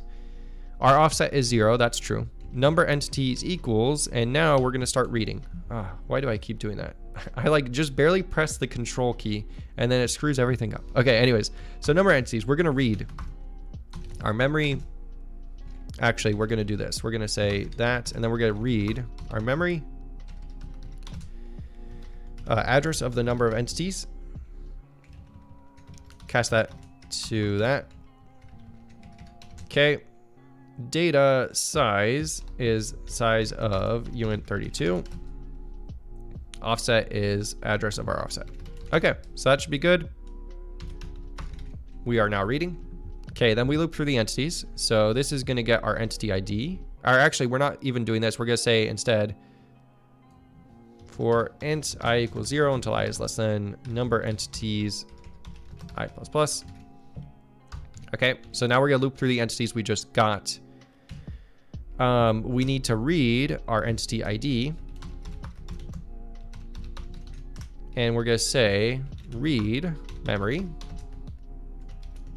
uint8 star address of entity size of entity ID offset.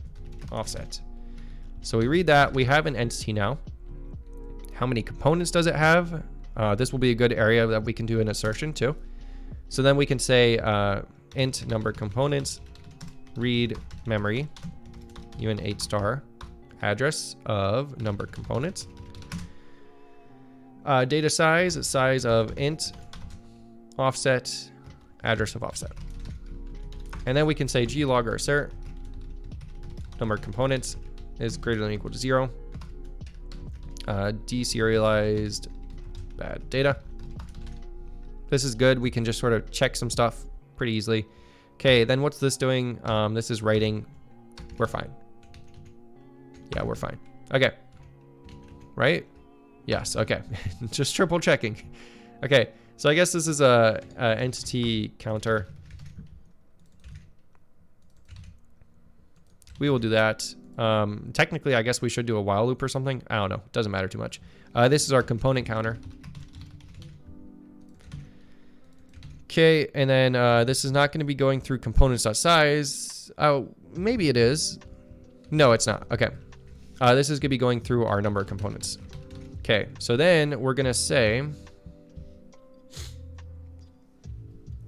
get the component ID, which is right. So what we do here, we write the ID, we write the component. So now we're going to get the ID, so we're going to say int32 ID read memory. Our data is a uint 8 star address of component ID. Our data size is size of int32. Our offset is our address of our offset. We're reading the memory. We're gonna say add or get component by ID is, I mean, that's kind of what we need to do, so that we can copy this directly to it. So let's add that helper method as well. So we've got our get component by ID. This is add component, which adds a component by ID. We have has component. Actually, what we can do, we can sort of, wait, I don't know. I'm trying to think of this. Yeah, let's add one more up here. We'll say void add component by ID, ID component ID Actually, we don't even need to add it here. What am I thinking? Do we? Yeah, we do need to add this here. Let's do this. So we'll check and see if it's a valid entity. If not, we'll return. We'll check and see if it's a valid component. If not, we'll return. And then we will return component sets dot add or get. Add or get. Yeah, I think this is what I want to do. Add or get. And then what we're going to do is we're going to return the data. Yes. Okay. I think this is what I want. So I'll do add or get, and then we will do this, and we'll say, yeah, we just need to pass it the ID. Let's go up to that.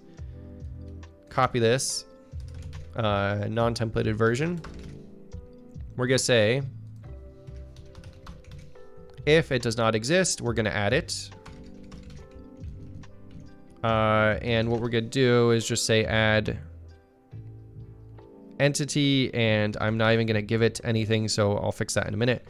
And then if we don't, we'll just say get. Or if we do have it, we'll just say get. Okay, let's go down to add real quickly, fix that. Okay, add is kind of a big function. Let's go ahead. Does this even need to be templated? I don't think it does. Because, I mean, okay. Let's just copy this for now. I'm going to have to clean all this up later, but I just want to get it working right now. Make this non-templated. Get rid of that. Okay, so we do all this stuff, and then this is the only thing that's going to change. What we're going to do is we're going to say G memory, instead of doing this, 0 mem. We're going to do... This is the destination, right? So this is what I want. Yeah, component size. Number of bytes is component size. Okay, so instead of copying it, we're just going to 0 that memory, which is fine. Cool. So we've got that add or get function. We can go into here. And we can say add or get. Entity. Component ID. And this will return UN8 star component data. Cool. So now we got the component data. We've done this part. Let's get the component size. This is component ID. By now we should know if we have a valid component or not, because this will do some error checking. Okay. So component size, which we've gotten, we have the component data. We just need to copy. So we'll say read memory data is our component data. Size is our component size. Offset is our offset. And we should be good. We've done it. Not really. I have to test this now. That's the scary part. Okay, anyways though. We've done this. We're basically just copying directly into those components. So should just work. We're gonna have to test it out now. That's scary.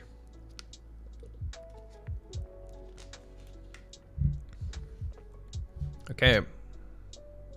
Python, should you start over and script in C++? It's more fitting to me, but would take some time to learn it. Off topic, I use my old laptop as a second monitor. I'm trying to see what you're talking specifically about. Oh, how's it going? Information Rocket 2? Just noticed you there. Good to see you. So, should you start over and script in C++? If you want to learn. I don't think scripting is very good in C++, but if you really do want to like learn scripting in C++, definitely check out Unreal Engine, because they allow you to do that, and it's pretty good. Yeah. But yeah, if you want to learn it, definitely do it. I think that's probably the best advice I can give too. If you want to learn it, do it. If you don't want to take the time learning it though, then stick with what you're doing. Because it is a process, and you have to be wanting to learn C++ to learn it. But if you learn it through Unreal Engine, it is a little bit better, but you're also not going to get the fundamentals as good as you would if you just learn C++ by itself. So, okay, let's go ahead and implement this and see if it works. So now on our server, I have a to-do in here. Need to send all the clients in the world, all the entities in the world. So let's go ahead and implement that now. So now we can say, get the registry, and we're going to go ahead and say registry serialize, which is going to give me some memory. Entity memory. And then we're going to say network send client. Oh yeah, and this is sort of the architecture I'm using to send packets back and forth. I kind of wrapped it up so that I can give it an event type. And so what we'll do is we'll just say that this is an event type of entity data. Okay, and then we'll pass the data, which is our entity memory dot data dot size. Cool. And then what we'll do is we'll say g memory free, and we will free our entity memory dot data. Okay. So let's go ahead and add that network event type entity data. And then we'll go ahead and handle it. I don't think I can do that in C++. So let's close some of this stuff out.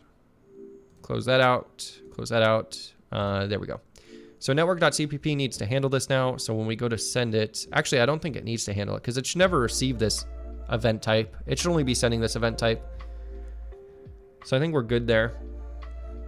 Oh, this is the wrong thing. Not network. I wanted to look at server. Server should never be sending or receiving this data. Okay. Yeah, so we got process events. There we go. So then client, when client receives this stuff, we're going to say case network event type data, entity data. That's what it's called. Okay, and then we're going to deserialize. And what do? We're going to say ECS registry star registry equals scene get registry. And we'll just deserialize from here. We will say hash include core slash scene. And we'll get that. And then we'll say registry deserialize our raw memory, which is the stuff we're getting here. Which I'm just making sure. So we get the data, and then I think the data size is embedded in this event.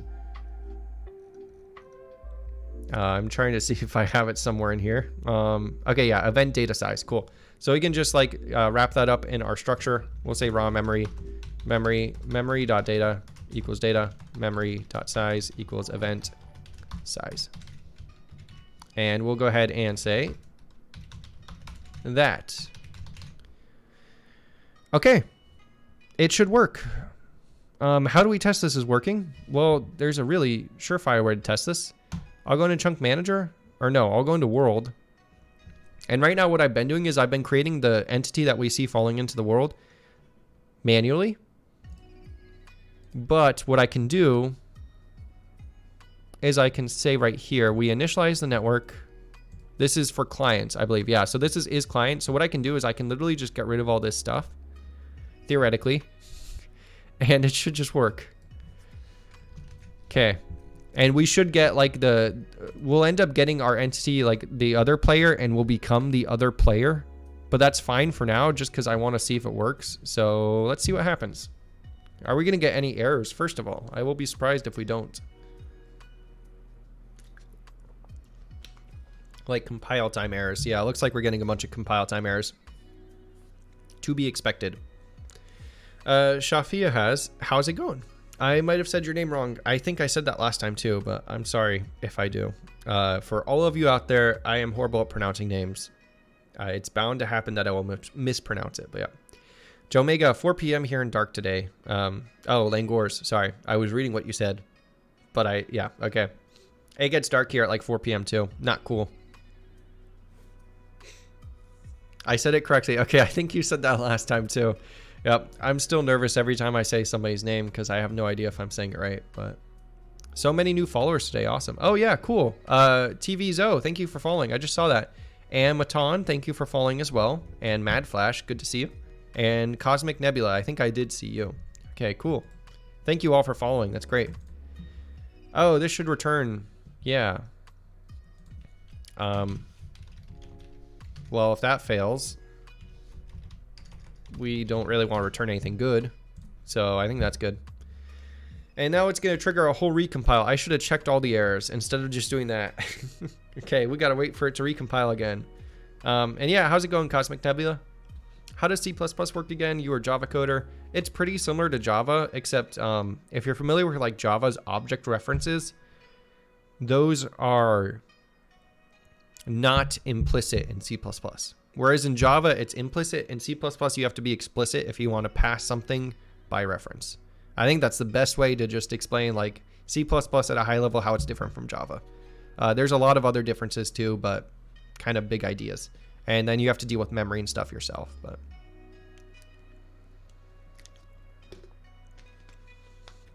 oh, cool. No compile errors. Holy crap. So, will it work is the big question. Let's go ahead. We'll put that over there. Okay. So that's our server. This is our client. So if I move over here, what's going to end up happening is when I launch this client, he should start over here because he's going to think that he's this player. So if I say start, I say join, we're going to crash. Okay. That's what I figured. It's okay. It's okay. This is expected to happen. Okay. We got a bunch of warnings. Try to check if an entity had component 2, but component of type 2 does not exist in the registry. Okay, how are we getting that? That's coming line 410 in here from has component by ID. Okay, how are we getting... We shouldn't be checking anything that doesn't exist. That's kind of weird because we're just looping through our component set's size. Let me double check and make sure, because I'm pretty sure I used the component ID to index directly into this. Let's see, we say add component. Yeah, so I get the component ID. I get the index. Yeah, and then I'm basically just saying assert that this is true. If it's not, then I resize it so that it is true, and then I index directly into there.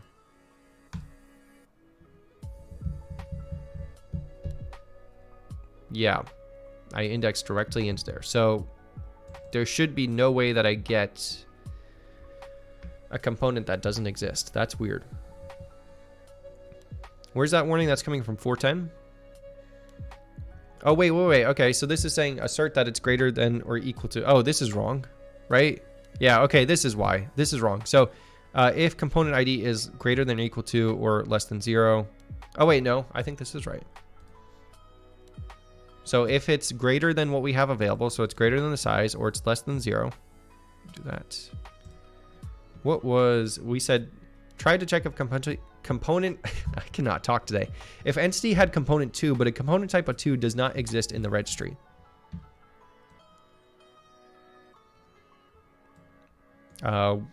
Which only has %d components. Jexo plays. Hey, thanks for following. Great to see you. Okay, let's... How many components do we have? We have component sets. Dot size. Component set? Nope. Component sets. Dot size. Okay, this is going to trigger a whole recompile again. Get ready. Okay, let's go. Let's see what we can... If we can figure this out. Pretty hard to learn English and script at the same time. Oh, man, I have mad respect for developers in different countries and stuff because programming is inherently English, which kind of sucks for everyone who doesn't speak English. So the fact that you guys can learn this language and programming and everything is just insane. That's awesome. Cosmic Nebula, I think programmers like watching other programmers. Yeah, I love watching Jonathan Blow, Casey Muratori and all them and everything. It's great. And you're Romanian. Awesome. We got a few Romanians, I think. It's cool to see where everybody's from. Okay, let's go ahead. We'll play. If I start the server, that should trigger that warning. If it's... Nope, it didn't. Okay, so let's go ahead and get our second one. which is here. And we'll hit join. Okay, so we got that same check. Okay, I think this is actually happening on the client side. Yeah. Okay, this is good to know. So this isn't happening server side. This is happening client side. Which means, yeah, lots of Europeans around this time. Okay, gotcha. Means you have people to meet when you travel. Yeah. If I ever go across the world, I'll have to hit you guys up and we'll have to go and like grab some lunch or something. I guess technically I'm a worldwide influence. I would say that more just people around the world have seen me. I don't know if I'm influencing many people, but yeah, 4 to 6 p.m. at Europe at the moment. Gotcha. Okay, this is good. So we know this is happening client side. Try to check if entity component 2, but a component type 2 does not exist in the registry, which only has 2 components. Okay, I think I see what's going on here. Yeah, I know what's going on here. Basically, when we're checking to see if it has a component. Okay, yeah. Okay, I need to add a method that I was thinking about and I never did add. So let's go ahead and add something that should help us. We're going to add a function in here that is register component. Template, type name T. And I'll eventually make this a little bit easier to use where you can just use like a variadic argument, but we're going to say register component. Okay, and what this is going to do is we're just going to check and see if we have it. If we don't, we're going to add this component to our list and get it an ID. That way, all components always have the same IDs. So that's going to go ahead and do this. We're going to get the ID. We're going to, we have no index to get. We're going to check if it exists. If it doesn't, we're going to go ahead and add it. And that's it. Okay, so we have this register component, and then what we're going to do is we're going to say inside of application.cpp, maybe not there. Let's go in scene, which is a better place to do this. We will go ahead where we create our registry right here. We'll say registry.register component transform. We're going to register all of our components, which I know this is like kind of verbose and stuff, but it's the easiest way to ensure that I get this the same across every platform. So that's what we're going to do. And this means we will have to add some includes up here. Register component. I'm trying to think of everything I have. Box collider. Register component. Tag is another one. Register components. Gosh, I can't think of all the components I'm using. I think this is about it. Let's just double check. Character controller, that's another one. Okay, and then I think that's about it. Let's go ahead and just say hash include physics/physics components. Oh, cool. This is good. I can go into here and just check this. Rigid body, box collider. That's it in there. That's good. Have those added. Hash include character controller, or maybe it's like gameplay character controller. And are we good now? Cool. So we got everything. I think that's all. So we registered those. They should have the same IDs. We should have memory allocated for all that stuff. We shouldn't have to worry about anything. And they should always be same stuff. Automod held a message. Oh wait, this is something you guys can't see.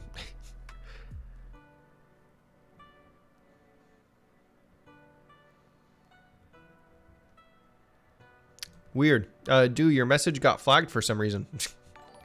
It's because you said crappy, I guess. Twitch doesn't like that. Pazio, thank you for following. Good to see you. Index, undeclared identifier. Default set T index. Where is that index coming from? That was coming from here.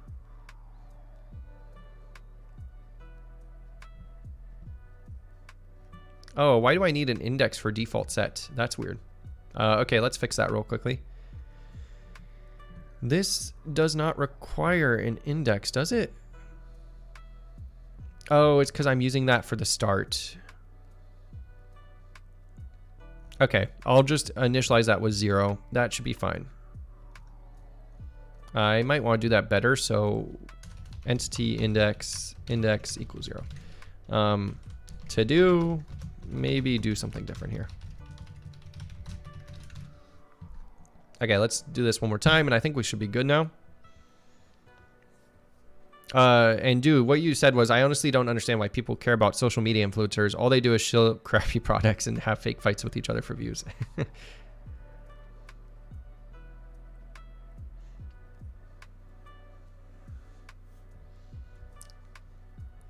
I'm glad I'm not. I'm glad I'm a quote unquote influencer and not a real influencer. That's good to know. As far as I know, it's really bad in the USA due to massive movie industry here. Well, I don't know. I've been watching Jazza. I don't know if you guys watch him on YouTube, our channel, and I feel like all he does now is like promote his products, and it's really annoying because I feel like I'm not getting any good content to watch from him anymore. It's still interesting stuff, but it's like every single one of his videos is an ad for something, or at least it feels that way. So, okay, so we're in here. Let's go ahead and move up here again just to make sure that this will work correctly. And I think we've solved that problem. So we're starting a server, joining a server. Okay. I missed a component. Entity, or actually no, Entity 0 does not have component 4. This is another thing. This is coming from ECS.H 471.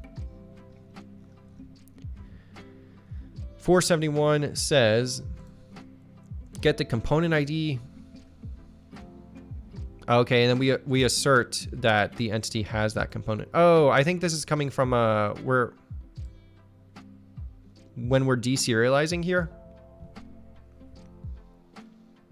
we say something in here. Yeah, add or get component by ID. Okay, no, we're not saying get component. I think this is coming from, no, yeah, it's got to be coming from in here. Add or get component by ID. What does that do? This is not the one that I got hit though. We hit this one, 471. Which is coming from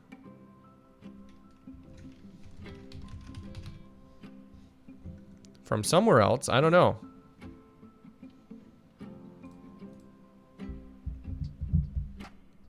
Trying to think. Let's do that again. I should probably stop when it breaks and see what the call stack is, because that will be helpful. So let's go ahead and do this again. We're starting in here. Let's go ahead and start that one up. Let's run up here. Go ahead and start that. Join that. Okay. Oh, it just crashes. Why is it just crashing? I thought it should hit a breakpoint. Let's put a breakpoint in there. So inside of our assertion failure, glogger assert, which calls that, which is here, which I think what I want to do, nope, that's the wrong one. Nope, that was the right one. Never mind. Okay, I think I just want to place a breakpoint somewhere in here, but it should break automatically. At least I thought it should. There should be like a CRT debug break somewhere in here. Weird that there isn't. Okay, let's just put a breakpoint in there for now. Let's see if we hit that now. Nowadays, everyone is shilling crypto. Yeah, crypto's everywhere. And Python, am I the only one who hates VPN sponsorships? They like make it look like a hacker tool. Yeah. Although it is nice to get a discount if you ever need to use a VPN. I used a VPN to try and watch a show that wasn't in the US. And then of course, Netflix decided to take it down from the UK version too, like a few days after I started watching it. So I never had a chance to finish it. And now my VPN membership is just like completely useless. But whatever. Okay, we got, at least we hit a breakpoint this time. Okay, what's going wrong? For some reason, we skipped right over that break. Or I guess wherever that breakpoint is was the wrong place. But yeah, there's a CRT debug break that we should be hitting here. Okay, anyways. So we're calling this sparset getPool. Dude, thank you, Sam. Yeah, Sam is the boss here. I agree. Oh, man. Okay, let's do this one more time, and hopefully we get the right thing this time. And I don't make any more fat finger errors.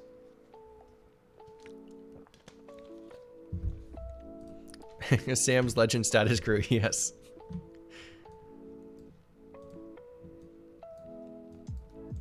Okay, so let's see if this fixes that up. That should be over here, and this should be over here. Okay, let's move over here. And this is how confident I am it's gonna work. I'm moving over here because nope, it's not gonna work. What went wrong? Okay, so the server's still running. This is good though. So we're definitely hitting an error on the client side now. And I wish I could see what went wrong on the client. Yeah, it just disconnected. It just crashed when it was deserializing, but that's good. Maybe I made the same mistake on this side. Add or get, yeah, I think I did. Add or get component by ID. We give it the entity that. Read memory, component data, component size, offset. Wait a second. Did I do the same mistake?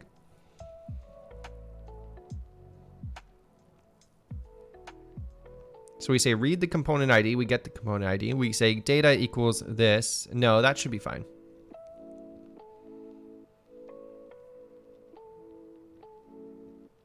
Yep, so that takes an entity index.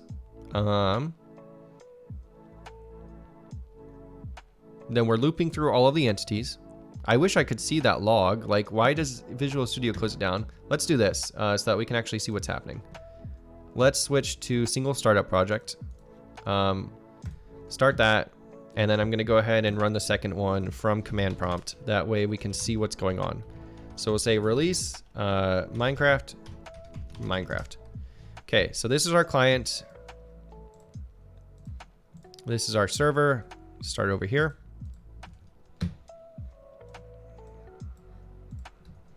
Okay, we're good. Start, join. Entity 0 does not have component 4. Okay, it's the same thing, I think. Let's try this again real quickly, just to see what's happening. Okay, join. Yep, same exact thing. Entity 0 does not have component 4. 471.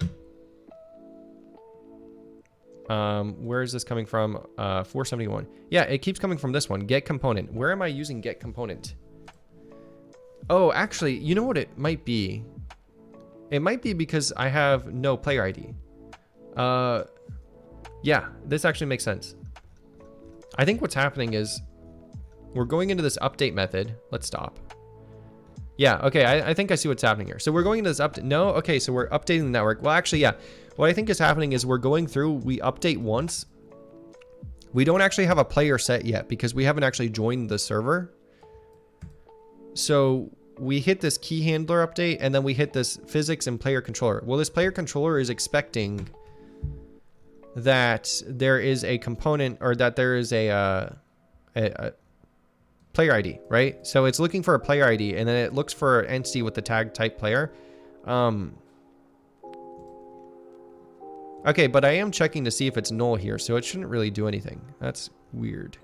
But I think this is what is happening is something like this. So let's actually go ahead and just... I am running out of time here, guys. I don't think I'm gonna have time to debug this, but we are pretty close.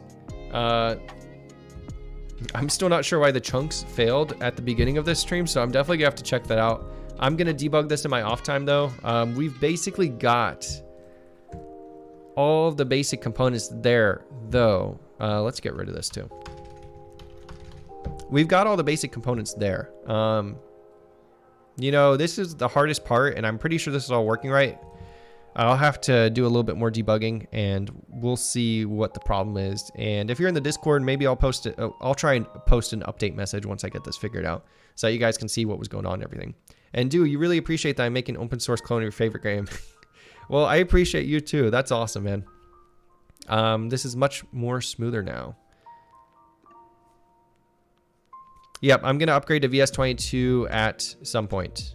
SE Woods, you've seen enough. I'm hired. Well, I'll take it. And should entity data be initialized to some value? Where are you seeing that, Eddie Dev? Entity data.